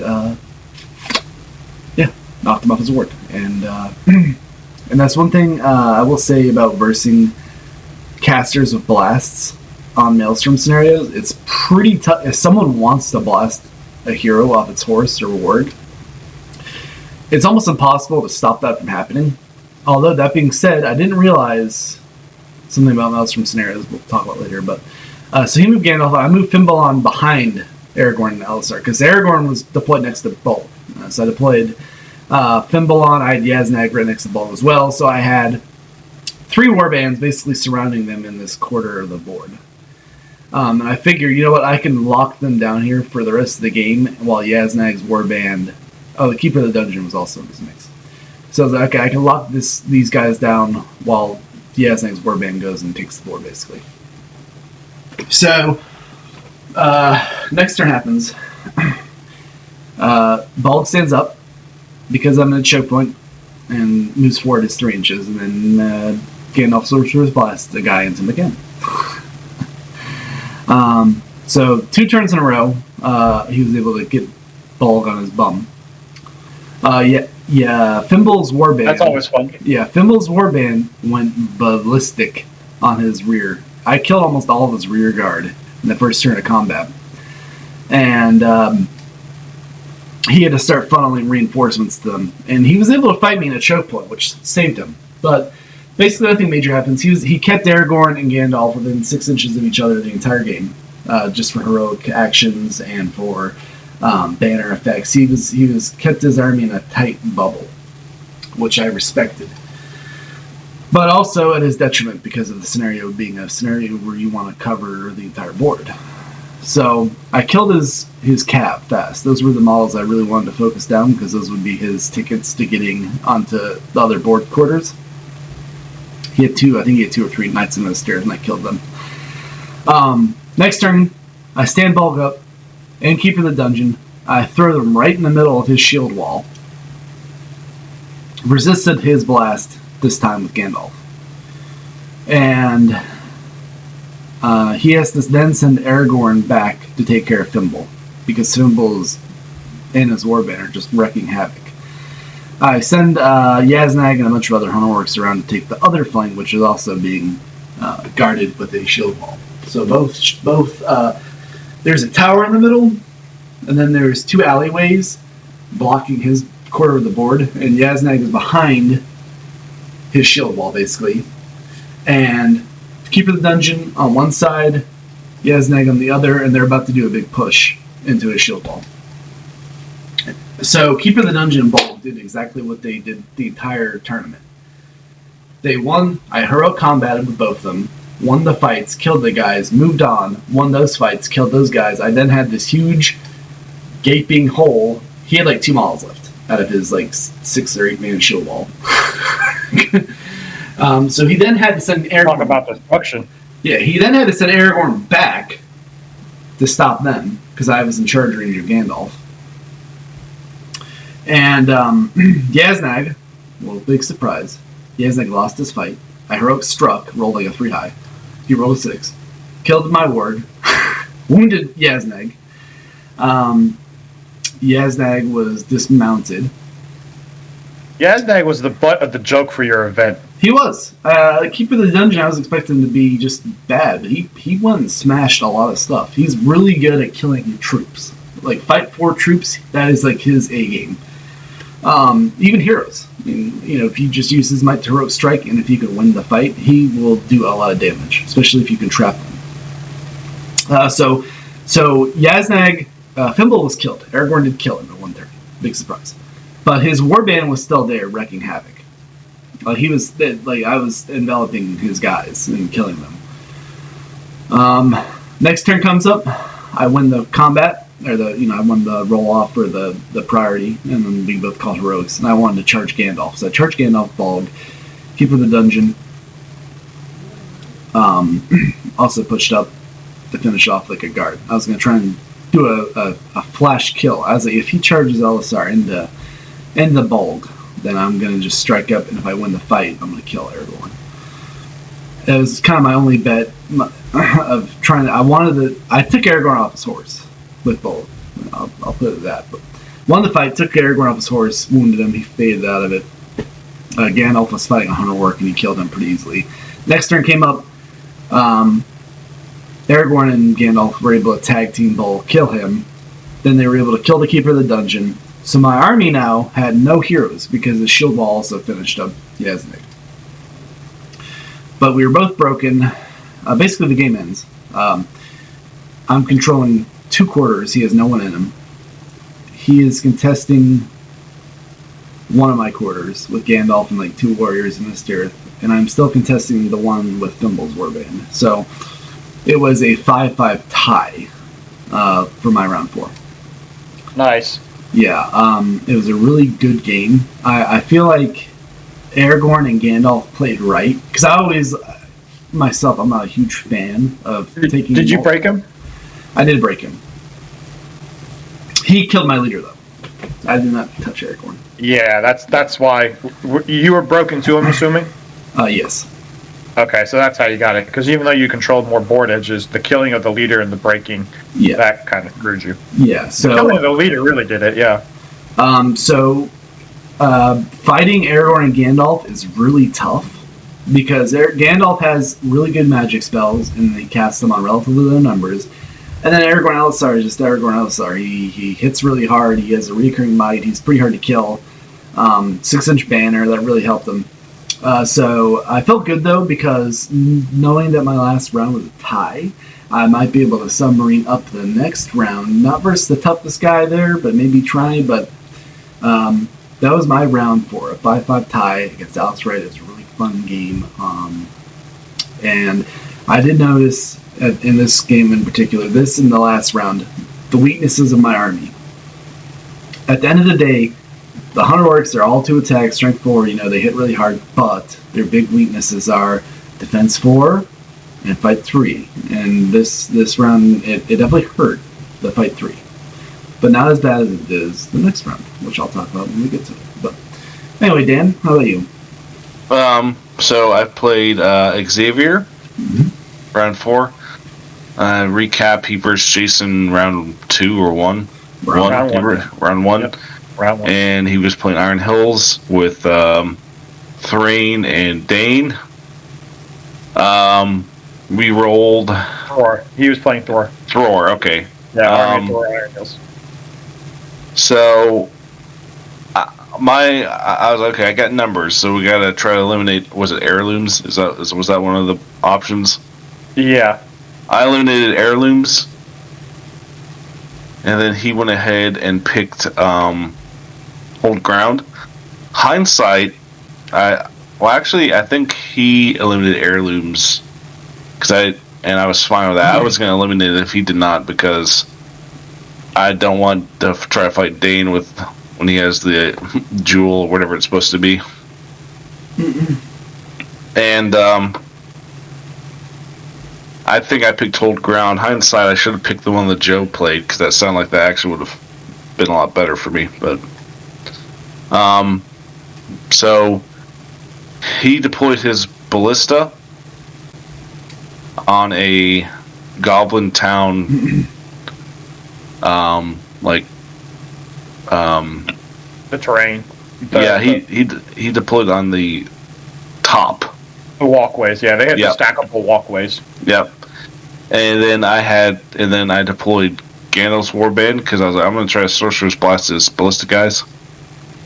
He deployed Thor right in front of Gandalf's warband.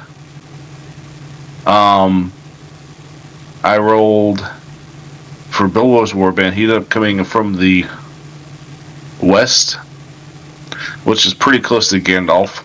I was going to try to keep it around that area. Then he deployed Dane right behind Bilbo's warband. Then I rolled for Percy next, and I'd use all of Percy's might to actually get him to where I wanted him to be. That's always fun. Well, I actually think I used 2 of his might, not all of his might. And then Bard had to use his might as well, but I had Alfred, so I was like, that'll kind of soften the blow a little bit. And so, pretty much it ended up being in a little corner of the board, right where his ballista was.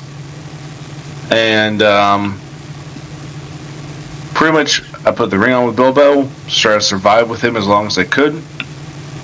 Bard, I'm going to try to wipe out some of his numbers here on Thor's warband and move Percy out to the center objective. And pretty much I just got bogged down, and his ballista started picking guys and killing a lot of guys. His ballista actually killed a lot of my back ranking guys that I was going to send to the objective. Eventually he killed round 2. Bilbo survived, but his warband was pretty much diminished. Gandalf just kept immobilizing Thor, and he actually resisted with nat 6s. So he was getting his will back.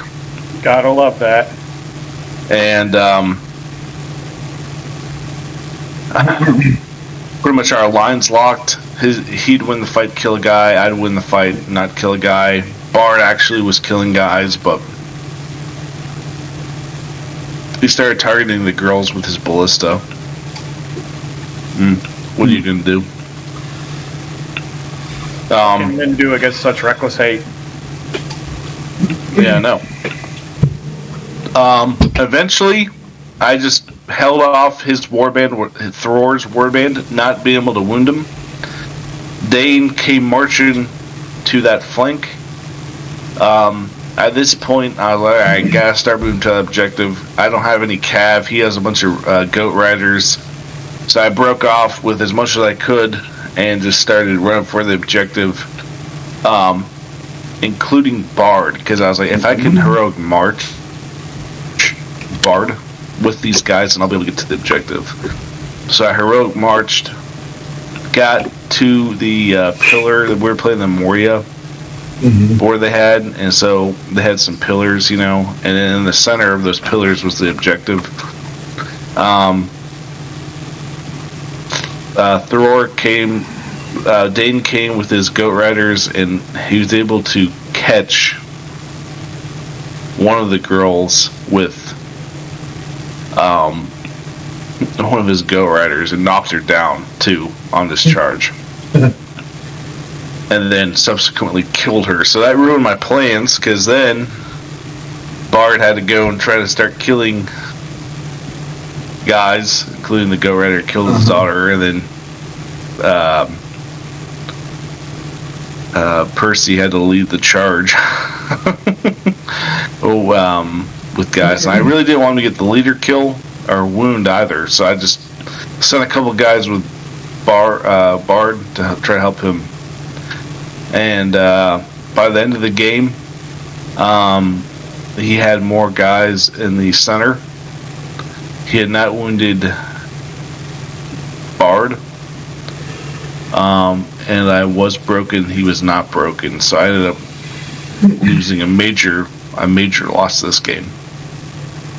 Yeah, that really sounds like the one I played. The scenario would have favored you, because that one scenario, that's one I really like. You could deploy on every single corner of the board, or like every single side of the board, and you probably would have won, because you would have had to push the assault on several different warbands instead of just focusing down enough guys to get onto the center.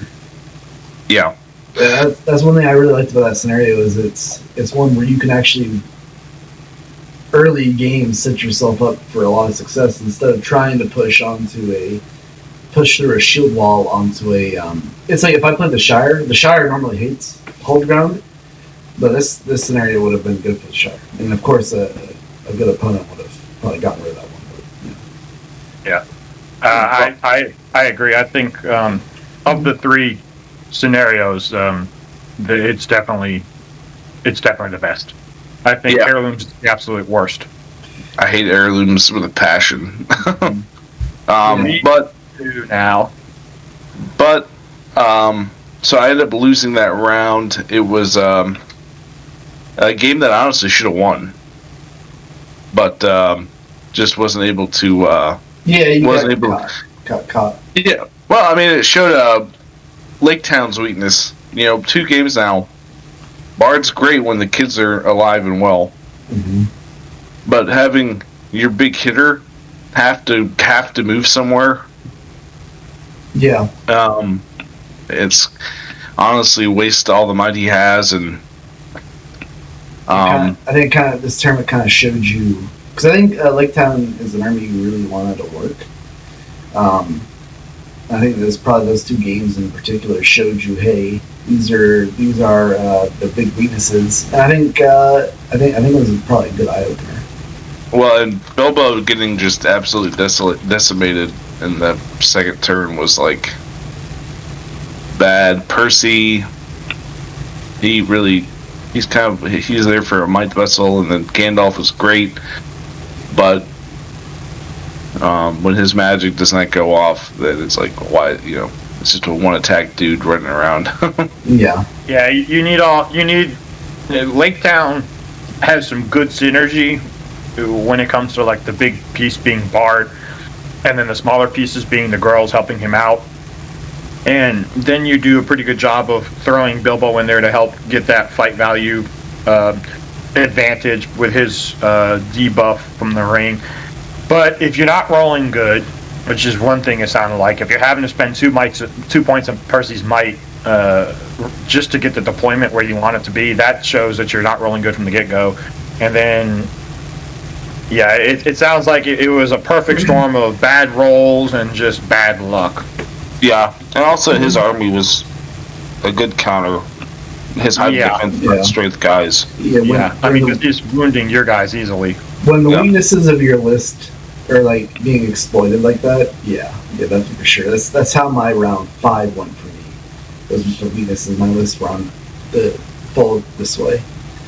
Anyway, but Jason, that was my round 4. Okay, Jason. All right.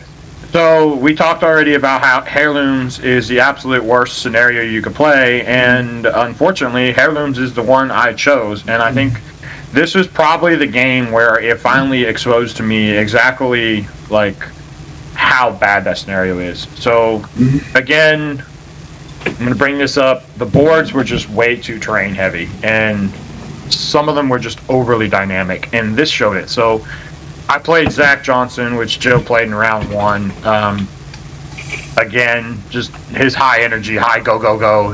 This is day 2 of a 2-day 5-round event. I was like, all right, bro, calm down. Like, put the monster down, calm down. And, I'm okay with folks who are high strung. It doesn't really bother me too much.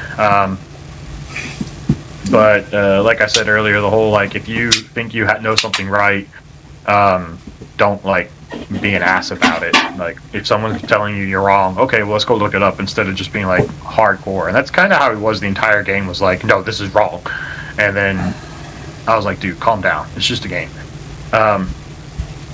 But we played heirlooms. I think he got rid of old ground, and I foolishly got rid of command the battlefield. So we played heirlooms. So we're deploying our objective markers, and he went and deployed them all in these tall towers. I think Joe or Dan, we were playing on that game that you played in round 2, the Minas Tirith one or whatever it was, with the alleyway and. Yeah. So you kind of know. Yeah. know the struggle. Well, so the struggle was that he put these markers in these towers that were they're not scaled appropriately for MESBG because they're 3D printed, and B, he put them at the tallest possible points there were, so that if you do try to climb up there and go get them, it's taking like 5 turns to go get. So I was like, okay, we're going to play that kind of game. All right, I'll do the same thing. So we had like 1 or 2 objective markers that were out in the open, but the majority of them were up high in these corners, and it just was really annoying. That sounds like almost impossible to get to something like that. Like, if that's like one of those is the last one, and you know that's the jewel, then you're gonna have to like spend 3 turns climbing up to get. Well, that's basically what ended up happening. Is like, so I won, which in my opinion is a loss, the roll off for deployment. So I had to bring my army on first. Mm-hmm. So 2 of my warbands didn't come on, and then the other 2.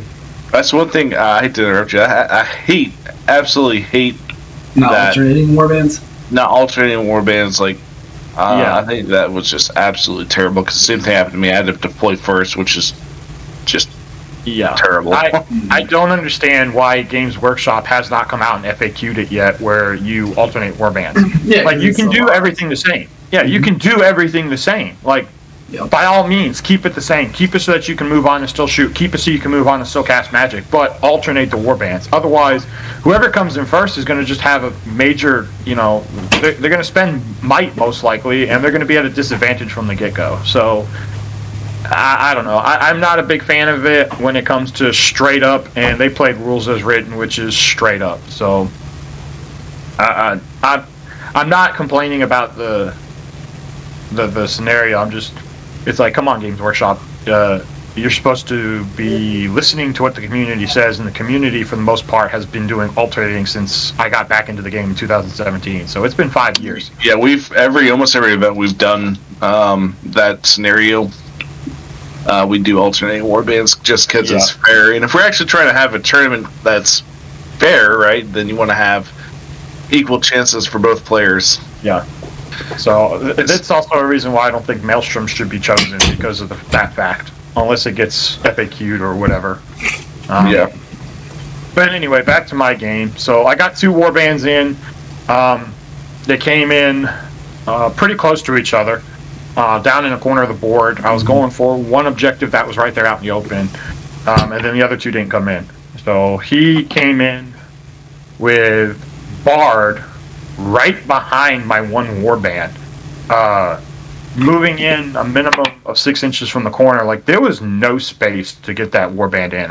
He almost, like, some of the models were almost off the board, and I actually had to check him on a couple. I was like, can you sit there? Because half your base is sitting off the board. Mm-hmm. And he's like, oh, yeah, I guess I got to move him over here. And I was like, okay, whatever. I mean, I'm sitting there thinking, go ahead, come in right behind my army so I can turn around and charge you with my Uryx next turn and completely slaughter your defense 5 fishermen, because what do I care? I'm strength 4, fight 4. Mm-hmm. And then he brought Thranduil in over on the other side. And, so this is a point that Joe was talking about when it comes to Maelstrom. So Maelstrom says you have to come in from a point, but it doesn't say anything about having to stay within 6 inches of the leader of the warband, like the other scenarios do.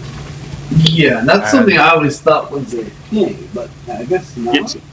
It is not. It is in, like, if you read the individual scenarios, all of them except for the 3 Maelstrom ones say that warband models must remain within 6 inches of the warband. Mm-hmm. So that's really interesting to me, because I deployed that way, and then he came in with Thranduil and sent guys 10 inches one way, and then sent guys 10 inches the other way. So, I mean, I was like, you gotta stay within 6. And he's like, no, I don't. And I was like, you sure? And he pulled out the rule book and showed me, and I was like, okay, yeah, you're right, dude. And I was chill about it. I was like, yeah, you're right. I mean, I'm not going to be an ass about it. I'm not going to be high strung, go, go, go, I'm right, you're wrong, like some people. But I was like, okay, cool, so go for it. So he came in the first turn and with Thranduil, and had Thranduil and 2 riders go one way, and 2 other riders went after my ballista the other way. And I was like, okay, whatever. I guess it's going to benefit me anyway, because of the fact that you're going to spend time with these 2 riders having to take out my ballista. Cool, I can deal with that. So we go into combat, and I will say this. I lost every roll-off almost, and lost every priority. So while I don't really care about moving, I didn't want my commander, who was sitting right next to Bard, getting jumped on in turn 1. So I think I actually did win that roll-off for movement. And that's like the only one I won, which kind of hurt. So I did go after the objective with one of my heroes, and it wasn't the objective marker, unfortunately. But the long story short, this is one of those games where, like, I feel like I did really well, but then for whatever reason, A, my dice went cold, and B, his dice went hot. So he had almost all of his warbands on top of 2 of mine. So almost all of his army, his Thorin and the banner came in on the far side of on the board. Like, he rolled like a 2 or a 3 or whatever, and he didn't want to might it up or down. Whatever it was, he chose not to might it down or might it up. And I was like, okay, well, I'm going to have him come in as far away as possible so I don't have to deal with another hero. But yeah, I was like the first 2 or 3 turns of combat, I was kicking ass and taking names. My guys were cutting the heads off of fishermen left and right. You know, I made a push and a play there to go after one of the daughters, and for whatever reason, it just went where, like, I was killing him easily with my guys and not really taking losses. But when the tide started turning, it turned fast due to the fact that he outmodeled me because he had all of his army on top of me minus 2 guys, and I had 2 warbands. So I had like 22 guys to his like 30 something. Yeah, so your numbers would not help you in that specific situation. Yeah, and see, and that's why I chose Heirlooms, because I was thinking, oh, I've got the numbers on him. I can run guys around the board to go for these objective markers.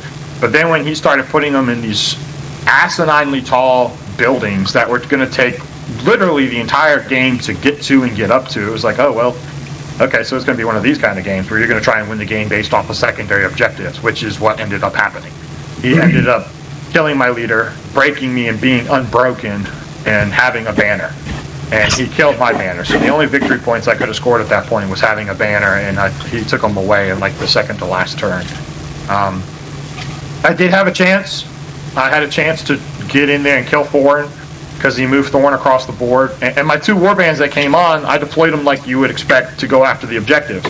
So, and they never even got to any of the objectives based off of how he deployed his, which is in these, again, asininely tall buildings that are not scaled for MESBG. So this is a side caveat, like 3D printing, cool, great, love it. Scale your shit right.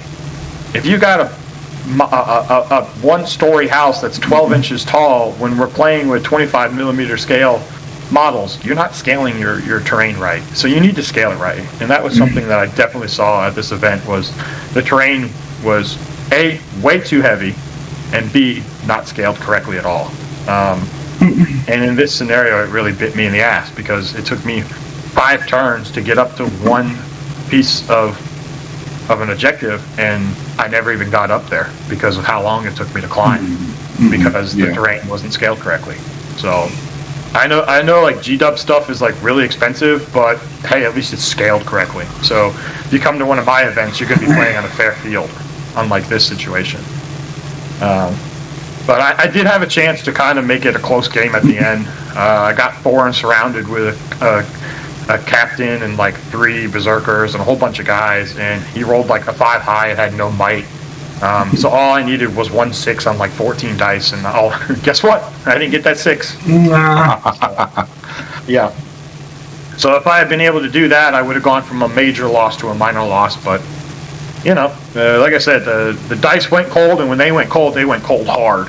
So, yeah, I feel like if you were playing Command of the Battlefield, you probably would have been your win, because if he had done that, you then would have had your other 2 warbands that can disperse on the rest of the board. And that's exactly how it ended up, because I did a little measurement afterwards where my models were at, and I would have had 3 board quarters to his 1, and the 1 would have been contested because I still had models alive. Yeah. So he would have either had to completely change how he deployed, which would have been to my advantage, because having more warbands, if he splits up, what's their name? If he takes Thranduil and deploys them on the opposite side of the board from Bard, well, I can just drop 2 warbands in on top of Bard, and then I have the numbers. Yeah. So, His army did not work as a unit standalone warband. each No, warband. yeah. It had to be used as one, and that's I think one reason why I attribute my first game as a win against him, because I was able to make his heroes disperse away from each other. Yeah, so it just sounds like you played a scenario. Because we I don't think we really play tested Command the Battlefield a whole lot, because I think we're just like, we have never played it before, just because it always sounds so terrible. But then when you actually play it, it's like, dude, this is actually a really great scenario. Yeah, it's balanced. It's very balanced. I feel because you can of the three Maelstrom, it is the most balanced. Yeah, because also it says it's kind of like one of those things where the victory conditions of the scenario, you're not necessarily wanting to gank your opponent right off the bat with like your entire army. Because then you might be locked in that board quarter for the entire game. So that was a situation where my inexperience with the scenario ended up biting me in the ass, because I think it came down. I think he got rid of whole ground first, knowing that I would have the numbers, knowing I have marches with all of my captains, which is what I would have done. I would have just deployed, didn't matter where I was at, and just marched towards the center. So he got rid of that, and then me not having ever played Command the Battlefield, I got rid of that one thinking, I've got the advantage. I can send troops all over the board to grab these heirlooms, which then he completely negated by putting them in, again, these asininely scaled terrain pieces. Mm-hmm. So, and it was one of those things, like you said, Joe, keep the heroes apart, the army flounders. Keep the heroes together, the army flourishes. And when I was able to tie up Thranduil for 2 turns away from the rest of the Lake Town guys. Yeah. And in those 2 turns is when I got really close to breaking him. But as soon as Thranduil finally broke through, and even like his 2 Cav models that he brought, they were difference makers too. And as soon as they came over there, it was done. I was done. Yeah, because I versed his army because I play tested an army very similar to that with Dane and Thranduil instead of Bard and Thranduil, and you and Dan have both been able to take my heroes and kind of piecemeal them away from each other, and when that happens, it goes bad pretty fast. That's why I was able to take that information I had and go, okay, Thranduil is good. He's not going to be able to take 2 warbands on by himself with Bulg. Nope.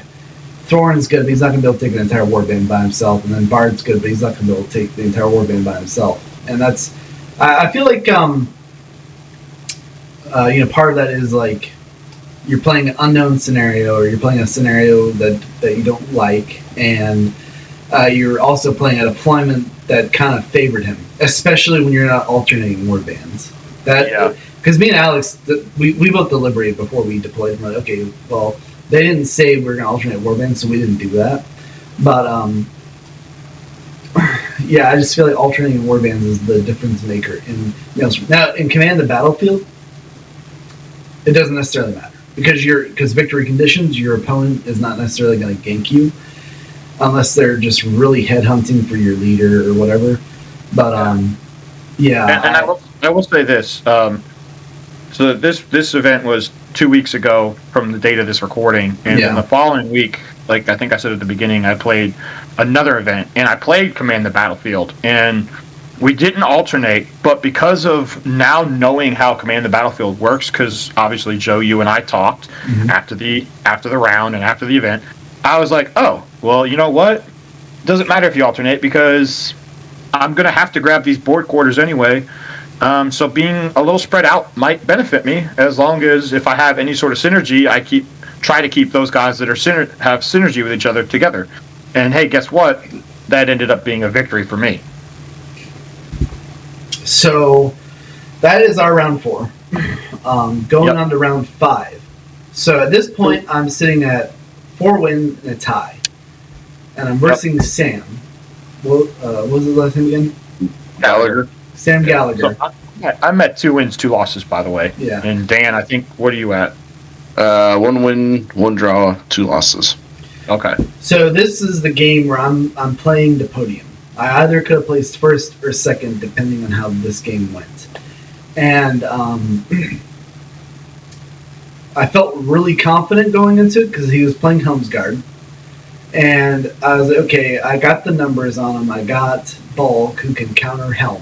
But I also didn't necessarily want to send Bulk into Helm because Helm is scary. He has the reoccurring might and a free hero combat. He hits just as hard as Bulk does with his stat line, except for the fight. Bulk didn't have the fight on him. So it's killing scenarios, by the way, for round 5. Yeah, killing scenarios. So I eliminated to the death because he had a banner in his list. With hindsight, and bow shots. With hindsight, I probably should have played to the death, but I decided to get rid of it just because I didn't want to give him 2 free victory points at the start of the game because I didn't have a banner in my list. That's fair. He eliminated Contest of Champions, which he, at the end of the game we talked, he was scared of Bogue, naturally, and I was scared of Helm. With hindsight, I probably should have gone headhunting with Bogue, but I'll kind of talk about that, how the game played out. So we deploy. He deploys his Helm warband, and I want to say one of his captain's warband in a building. He has a shield wall in a building. So right off the bat, and we're playing on the new ruins of Osculia. The whole board is new ruins of Osculia. Oh, nice. Absolutely beautiful terrain. I love playing on it. But he's in a choke point right off the bat. He does have a King's Huntsman in a building above with a small warband of guys. And I match Helm's warband with Thimble and Yazneg. My goal is to use those 2 heroes, because I figured those 2 heroes can match Helm, while Bulg and the Keeper destroy that one warband and wrap around, and then I got him in a pincer. That was my goal right off the bat. Get him in a pincer and try and trap his warband in the building, so that way I'm not fighting in this huge choke point. Now, that being said, with the way we deployed, and I knew he had a lot of throwing spears in his list, I went ahead and charged in with Yazneg and his warband. I sent some wargs up to clog up a choke point on an alleyway so he couldn't move in next turn. He had to stay there fighting a few orcs and wargs for a few turns with his captain and his royal guard. Helm did what Helm did. He killed a lot of stuff. He didn't really miss a beat too much. Bulg went and killed a King's Huntsman, heroic combat. I did really good. I mean, like I said, it was a game where I killed a lot of shit, and he killed a lot of shit, and basically he won. I had to kill 4 more models to break him. I was broken. He was unbroken, and he doubled the tallies, and that's where I think maybe if I had played to the death, it would have been different VP wise. Because he doubled me tallies. My low defense and my low fight value were in huge. They definitely shown. He had a banner. He had spear supports with the fight 5, and I just couldn't crack his shield wall. And his high fight value and Helm and all that was able to really shine through and stop the onslaught of my list. My list, up until then, up until the last 2 rounds, I was able to get the traps, able to get those 6 dice thrown on my opponent, each combat because of the 2 attacks and all that. But in this game, the choke point, the scenario, the low fight, the low defense, it all worked against me, and it's normally something that I would have. And I was like, I was pretty disappointed because this was a scenario where if I had won, I would have podiumed, but I lost. And he played a really good game. He was like you said, he was a really cool opponent, really nice guy. And yeah, he was super laid back and chill. And if I was to lose to someone, I was fine losing to him, if that makes sense. Yeah. But I get that. So I ended up losing a major loss. I didn't get any VPs. He got the full. He broke me, was unbroken. He doubled my tallies, so he was able to get those VPs against me and got a major win. Yeah, it makes sense that you chose Lords of Battle, but also you got to remember, Lords of Battle's anti-horde. It is. Yeah. It is. And Bulg was able to get Mike back because I killed his King's Huntsman, rolled in, I was about to kill his other captain. So Bulg was headhunting. Bulg and the Keeper of the Dungeon at that point were both Bulg almost got Master of Battle. Or sorry, Mighty Hero. He got a lot. Him and the Keeper got the most kills they got the entire tournament in that game. But it didn't save me because I lost. Yeah. Basically. Oh, did he have like a lot of infantry with his spear supports, He had a lot of dismounted royal guard. Yeah. So the thing with that is like, so you had on full display there what happens with a fight 3 horde trying to fight an army that has some sort of buff. Because even he had a lot of fight 3 warriors of Rohan. However, if he deployed, like you said, with Helm giving him the fight 4, it doesn't really matter. You are essentially fighting fight 3 versus fight 4 the entire game because that 6-inch bubble with Helm is huge. Mm-hmm. And if he's deploying in that building like you were talking about, you're not going to be able to. All he needs is a 6. Yep, exactly. All he needs he doesn't need it. He just needs a higher dice roll. Because like I wasn't able to stack my dice. I was rolling 3s and 4s. He was rolling 3s and 4s, and he was winning and killing the guy on 5. So I mean, you even explained it too, like right there. Like so the Keeper of the Dungeons and Bolg were going and killing stuff. Well, Keeper and Dungeons and Bolg are fight 5 and fight 7 respectively. So. Mm-hmm. Yeah, they just need a 6. They can go headhunt against 2 guys, roll an equal or higher dice value, and then they're gonna kill. But if they're the only 2 models that are doing it in your army, you're not gonna win. Exactly. Now Yaznek did charge into his shield wall first turn, or like second turn, whatever it was. I did charge into his shield wall, won the fight, killed 2 royal guard because of my lance. Next turn, I did the exact same thing. And lost the fight, and then Yaznek died. And he even said that was really unfortunate because I rolled like a 1-1-2 with Yaznek. There's no way I was going to get that. And it was just a story of a low fight, a low defense versus a buffed up. And this is why I really like because I've play tested Helmsguard before, and I really like the list. The Helm is a really solid piece for buffing your guys. He's a bard. But a harder hitting bard. He's bard mixed with bold. He hits hard. Free hero combat, mighty hero. He's just a solid pick. And I always kind of thought the list was, the captains. Him with a bunch of captains, but the captains also get the buff for fight 5, which was really good against me because they were killing. I mean, at the end of the day, Hunter Orcs are Orcs, and that was on full display. So, but it was a major loss. I was playing for a podium. I really wish I got the podium, but you know what? Like I said, if I was to lose that guy, I'm totally fine losing the Sam. Yeah. Well, and he got second place with that, and I feel like it sounds like he earned it, though. It wasn't just a gimme game like my round 3 was, unfortunately, fighting. He versed me and Alex Wright. Alex Wright said that Sam gave him everything he got. He had to give Sam everything he got to beat him. So he definitely, I feel like, is a very strong opponent. Yeah, and that's kind of like how I felt about it for my second game against him. Like, it was very even. We played very well. We both played very smart.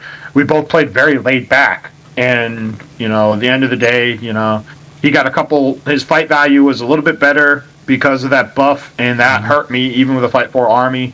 But yeah, he was probably my most fun game to play against because of how chill he was. Yeah, he was very chill.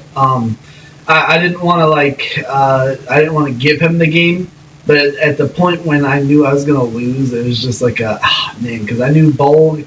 At this point, when I was broken, we actually rolled the game ended. I could have come back possibly if the game did not end.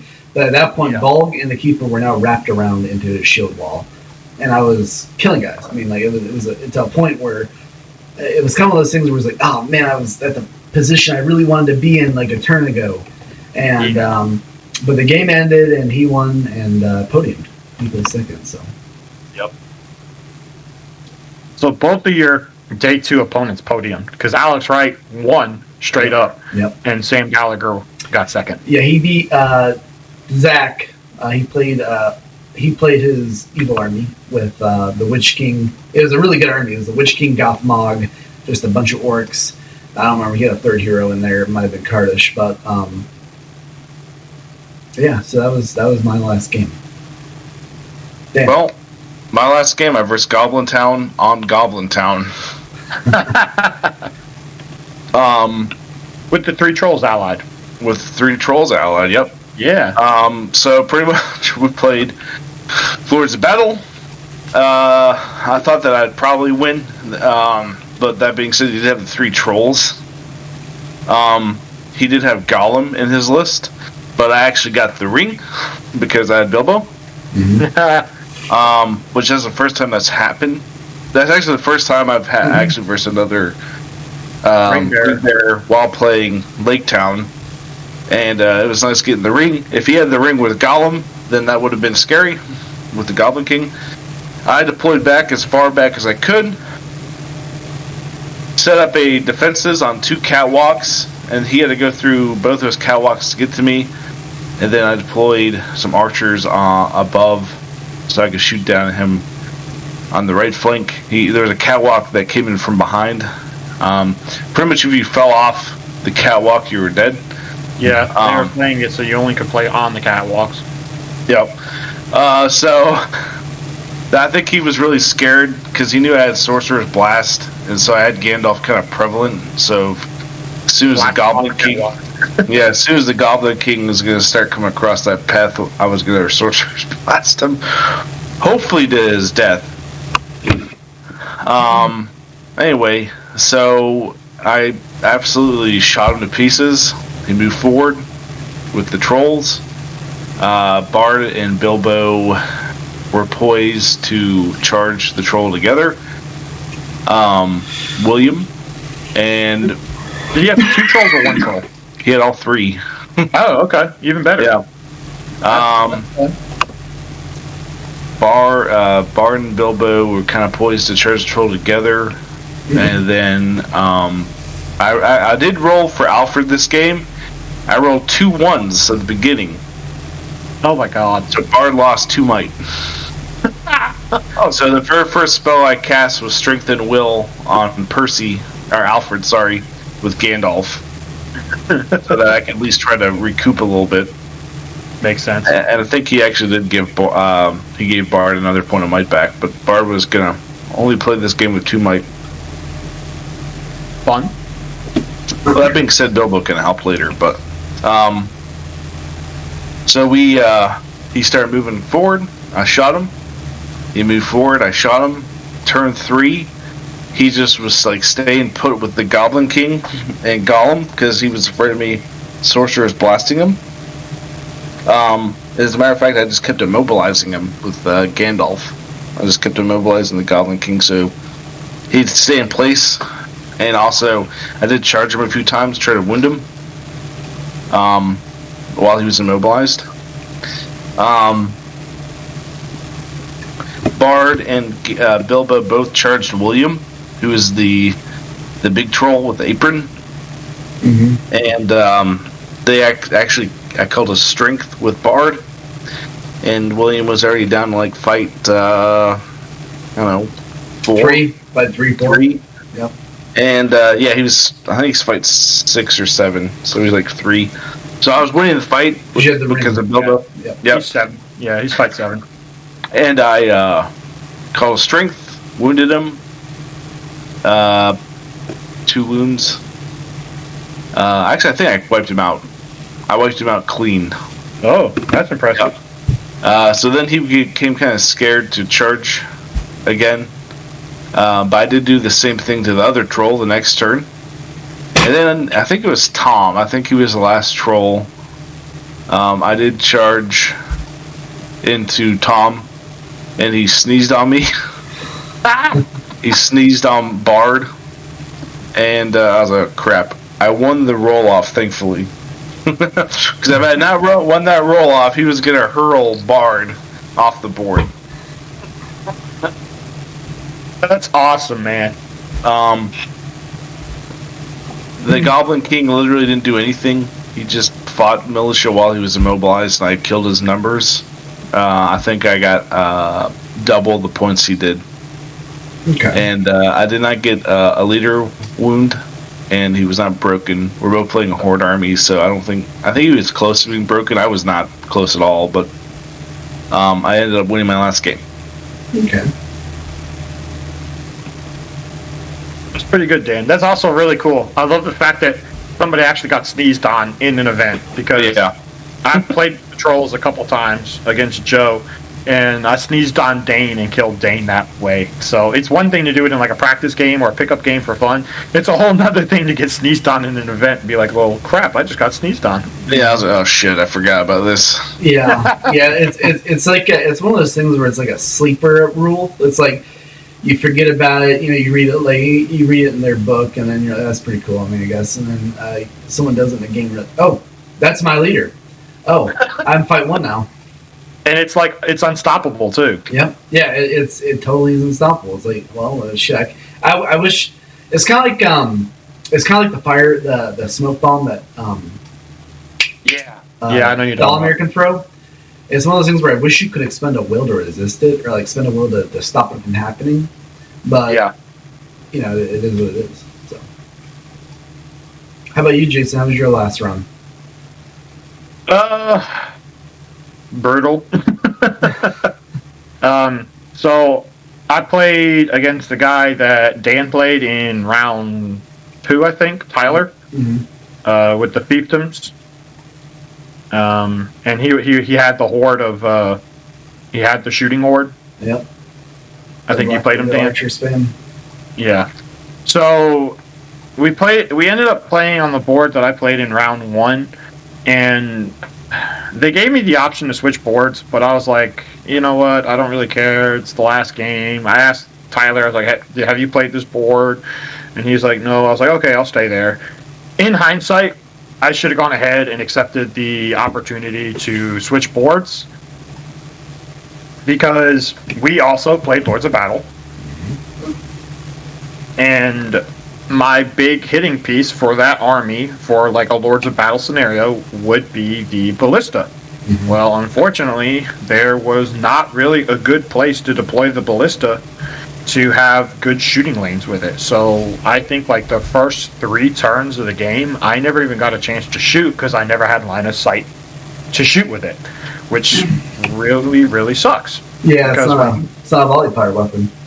No, it's not. And when that's something that you need to do, like for Lords of Battle, to counter his shooting with the Blackroot Veil Archer spam, you need something that is going to be able to counter that, and that's kind of that ballista, because of the fact that if you can get a hit on a guy and throw him back, not only can you disrupt lines, but you can also, get those kills that you need to get those wound tallies. But it didn't happen, unfortunately. So I just go back to a point you made earlier. Back in past of games, whenever I've had like a lot of archers and somebody's had a siege engine, it's made me think twice about sitting back and shooting. Yeah.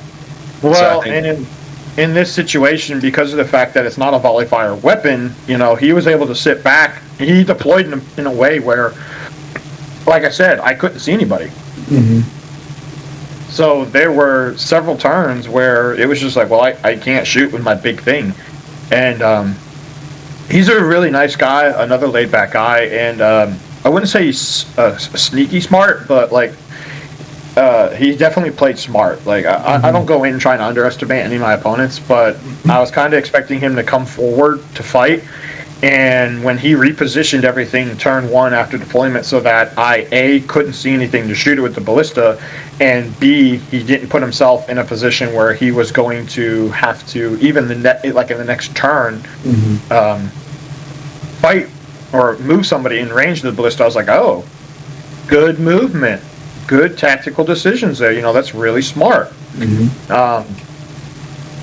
And again, like this terrain just really ended up sucking because we both had these huge walls on our side where there's just this one alleyway to charge up or go way around and come in through the 45 degrees, like I said, to get to the center. So at this point, I was like, you know what? I'm tired. It's been this is our 5th game in 2 days. I haven't done this in years. I just kind of want to get this game over with. So instead of trying to do like the smart thing, which was move around the board, spend 3 turns moving around this giant terrain piece to get to the 45 area, to get up the middle, I said fuck it and just went straight up the middle towards his archers. And so of course his archers did what archers do, and I think they got like 6 or 7 kills using the whole heroic shoot, reroll the wounds, reroll the hits thing. in 2 turns. And, my archers, my crossbows did pretty good. I repositioned my crossbows to get some shots at him, and I think I picked off like 3 or 4, but he might have killed like 8 actually in those 2 turns. Mm-hmm.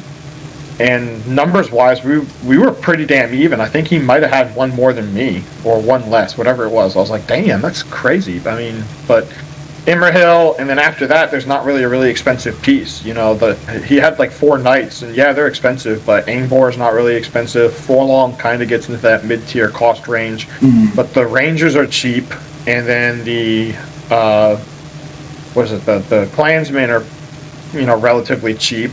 So, long story short, we did end up fighting in the middle. That was fun. Immerhill went in there and smashed some stuff. My captains went in there and smashed some stuff. Forlong did pretty well for him. I finally did get some shooting with the ballista, but when I did shoot, it missed. Even with the re-rolls, I was re-rolling a 2 to a 2, and it was like, well, this sucks. So he played smart. Again, I just think these boards were way too terrain heavy. Like, I get it. I think the book says somewhere you need to have like 40 to 50% of the board covered. I don't know. You guys have probably seen it. What's the book say? Somewhere? Yeah. It normally SVG is terrain heavy. Like as the rules are written, and it's one thing I think. Yeah. I think even like in our tournament, sometimes we have some boards that don't have enough terrain. I did know. I was fortunate. I played on some boards. Most of the boards I played on, except for the last Skillet board, they weren't too terrain heavy. But the last Skillet board I played on was about the same amount of terrain as the Skillet terrain you just got and we played on. Yeah, well, and you've played on my board with those 8 pieces. They're spread around. You can spread them around enough that you've got alleyways, but you have mobility. So a lot of these boards, they were like 75% terrain, and it again, not scaled to MESBG. It made it very hard to play on them. Yeah, I know. The board. I know the board you're talking about. That one is there's like a huge building in the center, and then there's 2 huge walls on each side of it. Yep, and they form L's. Yeah, and that's where that 45-degree comes in. And I do believe, personally, in having terrain heavy boards that help nullify heavy armies. Except, I do feel like that board, there were a few I saw that were extremely terrain heavy. The one I versed Alex right on was also a very terrain heavy board. But because he was able to, when you're able to have 2 huge heroes? No, well, 2 shield walls with breaching a choke point. When you're able to have 2 separate choke points with like 6 models, it's kind of a problem. Yeah. Well, I there should be areas. So here's my thought process when it comes to terrain, and this is here. I'll just sum up my game. I lost. I was just like you, Joe. I got no VPs. He got a major victory. But boards need to have lanes for every model in the game.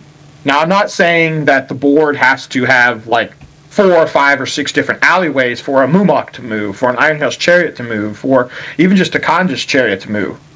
But on a number of those boards there were no lanes for any of that. And when a board completely mitigates a model in the game, now that being said, I'm not a big fan of like Mumok armies. I'm not a big fan of Iron Hill's Chariot armies. I'm not a big fan of like overly sized models just because of the fact that they're a pain in the ass to maneuver and they're hard to play against. But people do play them, and I think they should play them because they are cool models that are very thematic to the game. They're very iconic pieces.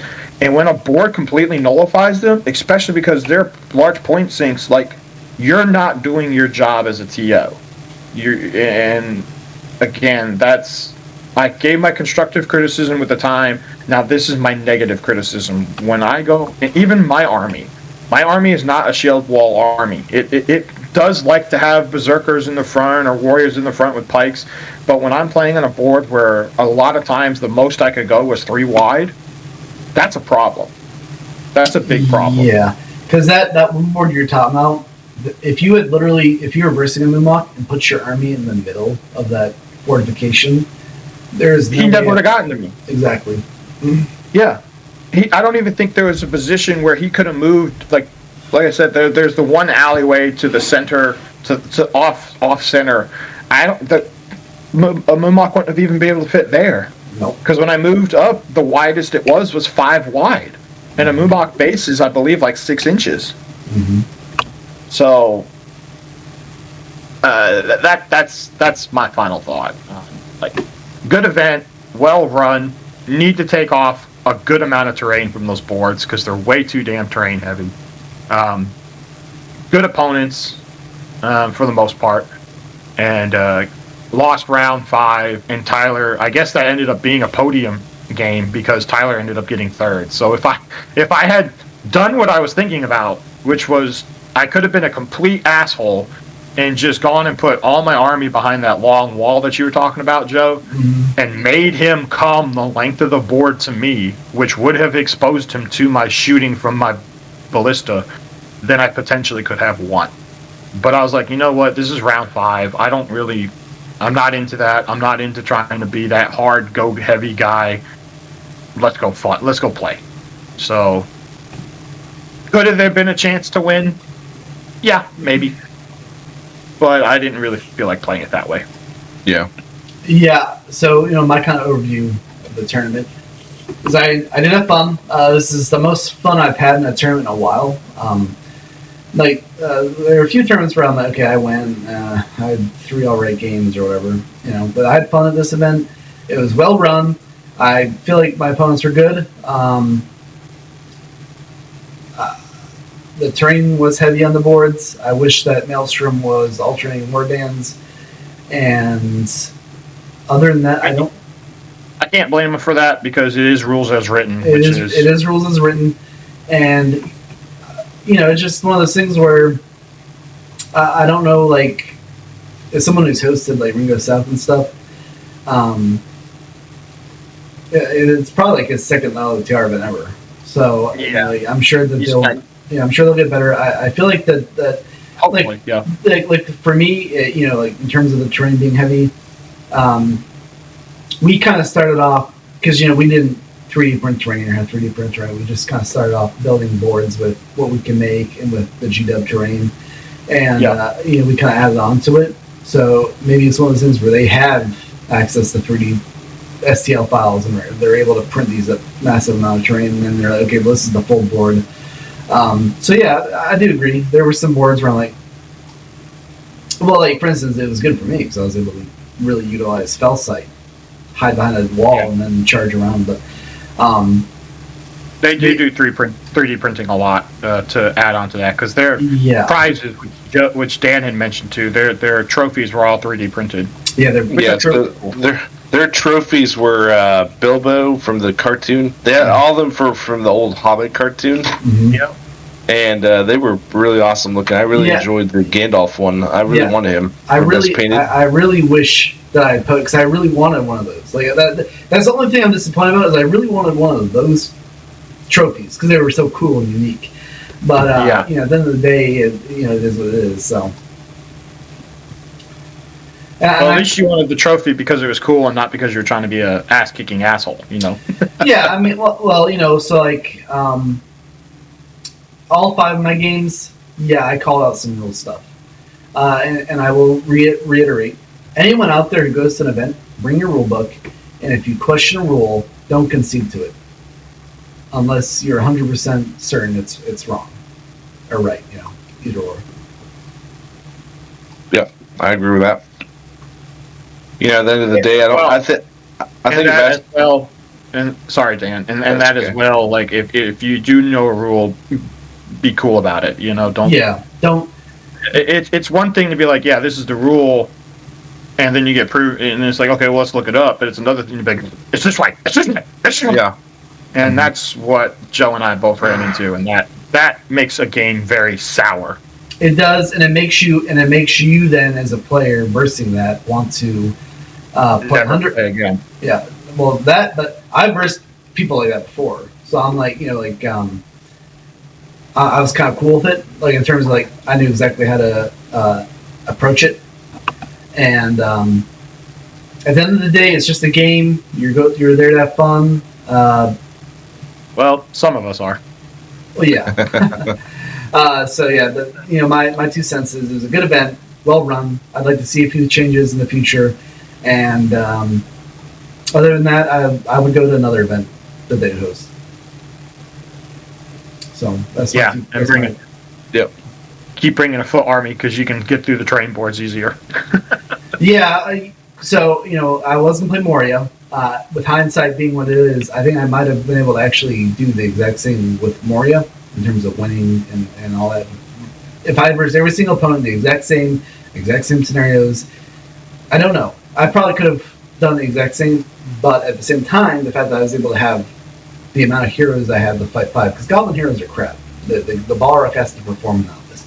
So Yeah. but we'll go. I think for me at least, that'll be my last thoughts. So the video's already 2 hours and a half, 2.5 hours. So Okay. Well, I'll make it short then. I enjoyed the event. It was a fun time playing SPG. Motivated me to revisit some other armies because of the performance issues of my army. I liked the people there. My opponents, they were all really great. Great venue, great prizes. A little bit too much clutter on the boards. I enjoyed playing Lake Town, and I was able. When it worked, it was good. When it didn't work, it was detrimental. That's how it always seems to be. Yep.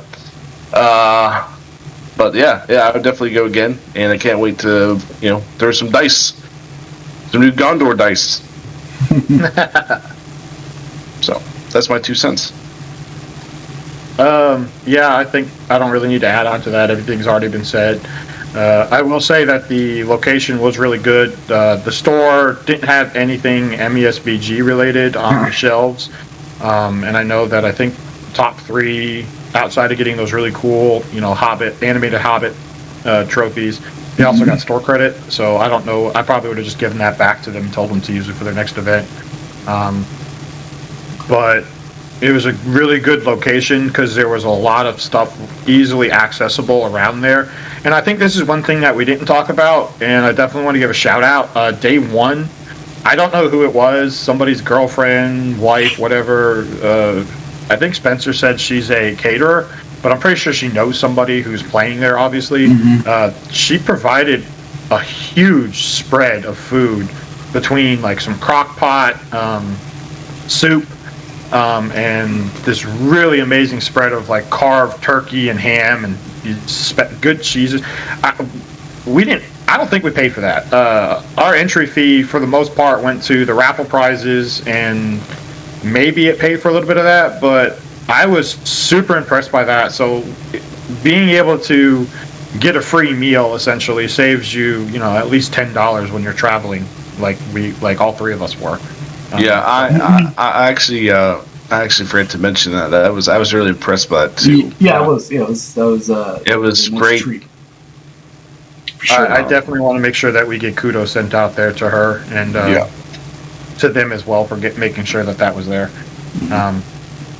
And it kind of helps because having everybody stay around between rounds 1 and 2 during that lunch break means that you can start on time, which is another big thing for a well-run event, is keeping it on schedule. Yep. So, yeah. But yeah, otherwise, I think I've already said everything I wanted to say. I'm glad you remember that, because that was a really cool thing that they did that most events don't do. So, all right, guys. So good event. Definitely would go again, like they both said. Okay, so with that, we're gonna call this video a wrap. This is our vlog for the unexpected tourney. Is that what it's called, right? No. They're back again. They're back again. Again. Yeah, they're back again. Yeah. And we're definitely going to. I personally feel motivated to keep going to events this year. I had a lot of fun. And we went to a few events last year we didn't really record on, but we'll see you guys in the next video. Stay tuned. Yeah. Like, share, subscribe, and as always, enjoy your Middle Earth hobby.